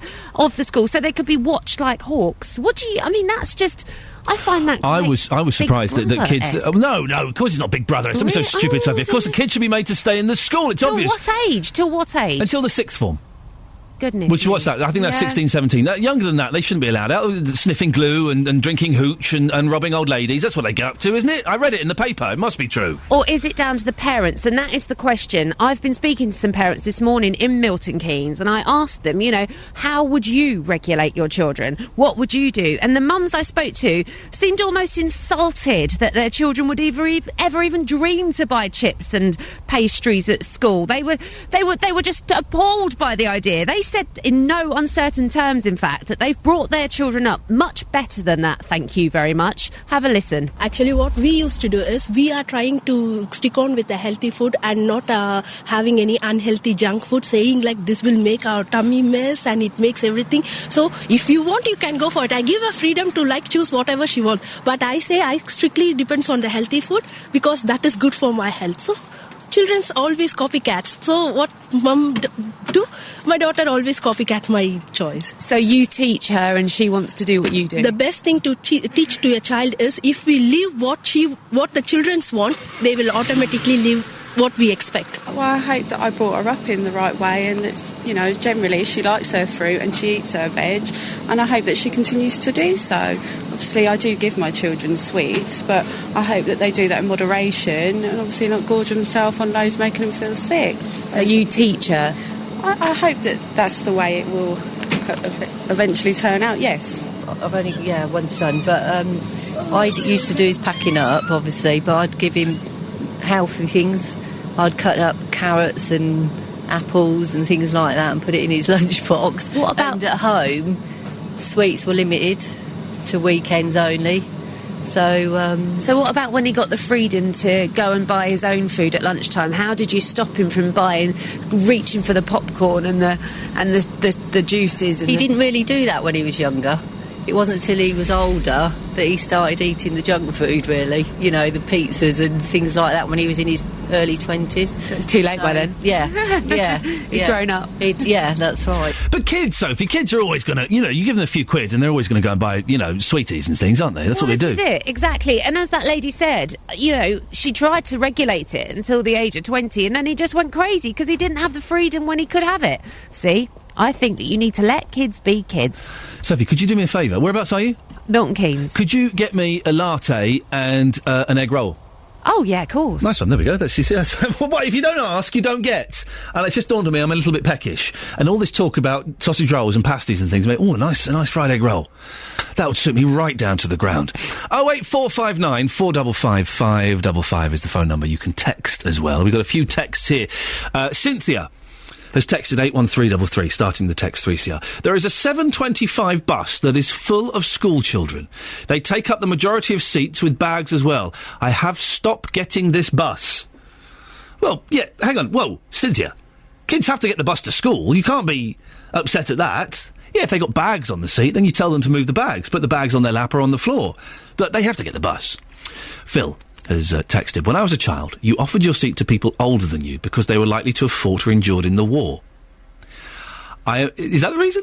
I am trying to teach my children that respect has to be earned and not expected. So, given that I've worked all my life, including serving in the Royal Air Force, do I have to give up my seat to someone who may deserve less respect than me simply because they were born before me? Phil, it's an interesting point. Do we respect people just because they are older?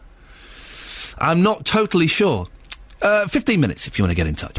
Right, so Jonathan Vernon-Smith is on at 9 o'clock. I'm not going to tell you what his question is. I think it's arrogant. And it's loaded and it's unfair. You'll set him right. But I will tell you that I've just seen him. I'm glad he's suffering. He's got his thick coat on, he's got a jumper on, he's got a scarf on, and he's just put a heater into the studio as well. He's going to be freezing. He's in a really grumpy mood today. Go and take a picture, please. Kelly, go and get a picture of that. We'll tweet that. I don't know what that means. Oh, I do know what that means. How rude. Now, if you want to hear a very grumpy man, I would say stay tuned till 9 o'clock. It's the industry that defies the recession. Gambling. Profits last year were £5.6 billion. And gambling is now enjoyed by around 3/4 of the population in Britain, more than ever before. Recently, in Milton Keynes, planning was given for a super casino. Tonight, BBC's Panorama will investigate how gambling's place in society has changed since the Gambling Act came into effect 5 years ago. Dr. Mark Griffiths is Professor of Gambling Studies at Nottingham Trent University and took part in tonight's programme. Good morning, Doctor. Hi, Ian. Professor of Gambling Studies, what does that mean exactly? Does that mean you know how to beat the system? I think the way to beat the system is to actually own or run a gambling business yourself. I think that's the only way you make money in the long run. But, they are the only winners, aren't they? The casinos and things like that. And yet people, I've heard friends who said, "Oh no, I'm in profit." Do people ever really get in profit if they're long-term gamblers? There are some games that you actually do have the house advantage. I mean, games like blackjack, if you know what you're doing and you can car count, you can win in the long run. There are certainly some poker players out there that really know how to beat the rest. But in the main, if it's slot machines, it's bingo, it's lottery, most forms of gambling you will lose in the long run. The thing that has surprised me, I'm guessing this is part of the Gambling Act, I don't know, is that over the last 2 or 3 years, there have been so many adverts on TV for these online bingos. If you watch Jeremy Kyle, which I would never watch, of course, but they always have adverts for online bingo, and all of these, there seems to be loads of different ones. I'd imagine that people wouldn't think that's a problem, but it can be, can't it? It can. I mean, I think your point is a very valid one. Since the new Gambling Act came into force on September the 1st, 2007, the biggest change people will have noticed, of course, is the massive amount of gambling advertising we see on television now. And it's not just in the middle of Jeremy Kyle. I mean, every sporting event now, you will see the in-play betting. Any football match, throughout the Olympics, you saw betting opportunities everywhere. And I think one of the consequences of that, when we carried out what's called the British Gambling Prevalence Survey last year, what we saw was a significant increase in problem gambling amongst adults in this country. It went from 0.6% to just under 1%. There was a 50% increase in problem gambling. And I'd say the biggest change that happened since the last survey was the massive amount of advertising you see on television. And gambling's an odd thing, isn't it? People will say, well, listen, I'm fine with it. And it is like drink and it is like drugs in that some people can take drink or drugs and they can take them on a whim and they can leave them and put them to one side. But there are some people who can't stop drinking, they can't stop drugging, and they can't stop gambling. At what point do they kind of cross that line into addiction? Well, for me, I mean, I do actually have a little flutter myself. Even though I'm a professor in gambling studies, I'm not anti-gambling in the slightest. But you are right. In terms of consumptive activities like alcohol and gambling, these are both activities that, when taken to excess, can become problematic and addictive in a small minority of people. And really, if people are listening out there and thinking, am I a gambling addict? Well, what I'd ask myself is, is gambling the most important thing in your life? Does it compromise your relationship, your job, all your other activities? Do you use it as a way of modifying your mood? Do you get withdrawal symptoms if you you can't do it? Have you built up what we call tolerance over time, needing more and more of that activity? I mean, if you answered yes to all of those questions, my guess is there's a good chance you have a gambling problem. I guess another big question as well is do you lie about the amount you gamble? Because if you're lying to people about the amount, then that would imply that you've got a problem, wouldn't it? Yeah, the thing is that I say this tongue-in-cheek, but there's genuinely a scale out there called the lie-bet scale. The first question is, have you got a problem with your gambling? And the second question, did you lie about question one? That's genius. Well done. Brilliant. I mean, the thing about that, of course, is that people, in all addictions, they do deny they have a problem, and it's often other people around them that know they've got a problem before the actual person themselves. And this is not to... I mean, you're right. I want to put this into context. Under 1% of British adults have a gambling problem, so it is a minority problem. However, for those that it affects, it not just affects them, it typically affects anything between 5 and 15 people around them. And we know, based on our last, the British Gambling Prevalence Survey, around about 450,000 adult problem gamblers in this country. That's not an insignificant amount of problem, particularly if it affects the other people around them as well. What support is there for people who have gambling problems? We mentioned Gamblers Anonymous, which I would assume is like AA or NA or something like that. Do they help? Are there other organisations that can help? There are. I mean, Gamblers Anonymous have over 200 groups up and down the country. Most big areas will have a Gamblers Anonymous chapter. We have a national organisation which I actually co-founded back in 1997 called GamCare. They run the National Telephone Helpline. They have a face-to-face counselling service in London, but they also have lots of what we call break-even projects up and down the country. If you've got a problem, you can get a referral from your GP to a clinical psychologist. There are various specialists. You can go and see your GP about it, and they'll refer you to someone. Okay, that's interesting. I wrote an article for the British Medical Journal. In fact, I helped also then the British Medical Association write their policy document on gambling back in 2007. And one of the things that I said in that is that GPs have to consider gambling in the same way they consider things like alcohol, nicotine, drugs, etc. This is a consumptive activity which for a small minority can be addictive. But of course, most GPs don't know about gambling. What they can do is refer people who have a gambling problem to a clinical psychologist. And of course, gambling doesn't happen in isolation. We often find that if you're a problem gambler, you might have problems with your drinking, maybe other drug activities as well. So it's not necessarily something that occurs in isolation. But it's something that does need to be sorted out for those who have a problem. Listen, thank you very much for that, Dr. Mark Griffiths, a Professor of Gambling Studies at Nottingham Trent University. And if you think you've got a problem with gambling, or you think someone has, you do check out those organisations that he mentioned, because it can be helpful, can't it, in those situations to talk to someone. Now, this is fascinating. A BBC investigation has exposed a Buckinghamshire conman who's been tricking people into thinking he's a reality TV producer. The Inside Out programme, to be screened tonight on BBC One, looks into how he tricked his victims out of thousands of pounds. Here to tell us more is the presenter of Inside Out, David Whiteley. Good morning, David. Good morning, Ian. Hi. I've read a little bit about this story. It's fascinating. Who is this man? Well, good question. Who indeed? Well, he's Selva Carmichael, also known as Silvo Michael. He posed as a reality TV producer who got involved with two contestants from Big Brother, right? Mario Marconi and Lisa Appleton. Oh, I've met them, yes. You've met them, have you? I know them, yes, yes. Right. Well, this has left them pretty devastated, actually. They were all over the tabloids for appearing on the 9th series of Big Brother. But as the spotlight kind of fell off them, as these things do from time to time, the couple were kind of left looking for a new project. And that's when self-styled media mogul Silver Michael walked into their lives. He likes to be known as the Silver Fox. Wouldn't we all? They thought they'd met a real mover and shaker in the world of TV. Oh, his famous sort of signature was, I'm going to catapult you two to another level. Hi, how you doing? Silver, how you doing? You'll have your own reality show. He was working on a series called Bombay Vice, the equivalent of Miami Vice, but like an Asian version. And the Amazon jungle, throw you two in the jungle. So what happened with them, David? Well, they thought they'd had a massive break with this guy, but it all turned out to be a big lie. And what's more, the Silver Fox has been at it before. A few years ago, he was jailed for running a Spanish property scam. But on his release, he started a new ruse, pretending to be involved with TV.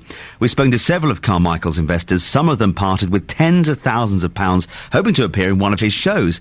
They're now too embarrassed to speak out on camera, or to speak out entirely, really. For Mario and Lisa, it's been tough coming to terms with the fact that their names were used to help scam innocent victims.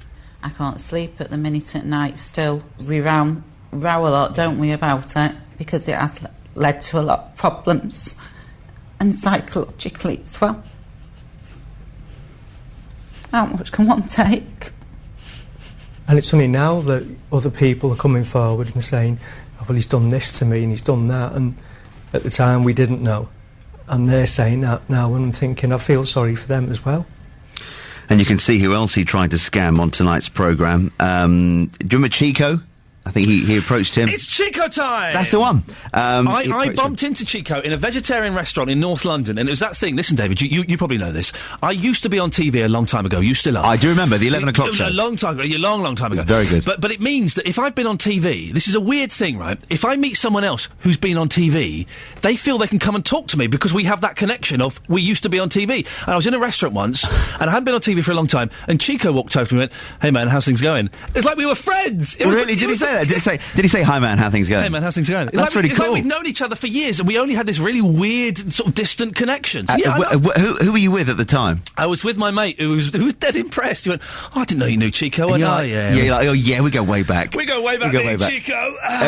The funny thing for me was I was at a fish and chip shop once, and the guy from Bernie Hill came and said hello to me. Who? Bernie Hill. You know the guy from Boys in the Black Stuff. You know, he's in Lord of the Rings. Yes, I do know. But yeah, and he went, hello, and I was like, oh yeah, I suppose he probably watches Inside Out. I was because he lives in the coolest one, right? I was at LWT. I got in the lift with the woman who became my wife. Barbara Windsor walked in, right? Never met Barbara Windsor in my life. She went, "Oh, all right, love. How you doing? You working at the moment?" I went, "Yeah, you know, Babs. It's up and down, up and down, up and down the lift." I'd never met her before in my life. My wife was well impressed, and that was it. And then she, she wasn't your wife then, but then of course she married you. That's what won her around. What else is on the show tonight, David? Also tonight, we're looking at fishing quotas for small fishing fleets, and we're at an archaeological site with a difference. 7:30 BBC One. David Whiteley, thank you very much. Inside Out tonight, 7:30 BBC One, as the man says. I know Barbara Windsor got in. All right, love, how's it going? You busy at the moment? Up and down, Babs, up and down. Oh, it's like a line from a Carry On film. Up and down, Babs, up and down. Thank you, Sophie. Oh, that was good. I enjoyed that. We got through it to the end, didn't we? I'm back tomorrow, 6 o'clock, every weekday morning, 6 o'clock. You can find out more about the show by going to the Facebook page, facebook.com/BBC3CR. Coming up next, I'm not even going to say. Getting beds, hearts and bugs talking. This is BBC Three Counties Radio. How rude. Well, thank you to whoever that was for the last 3 hours.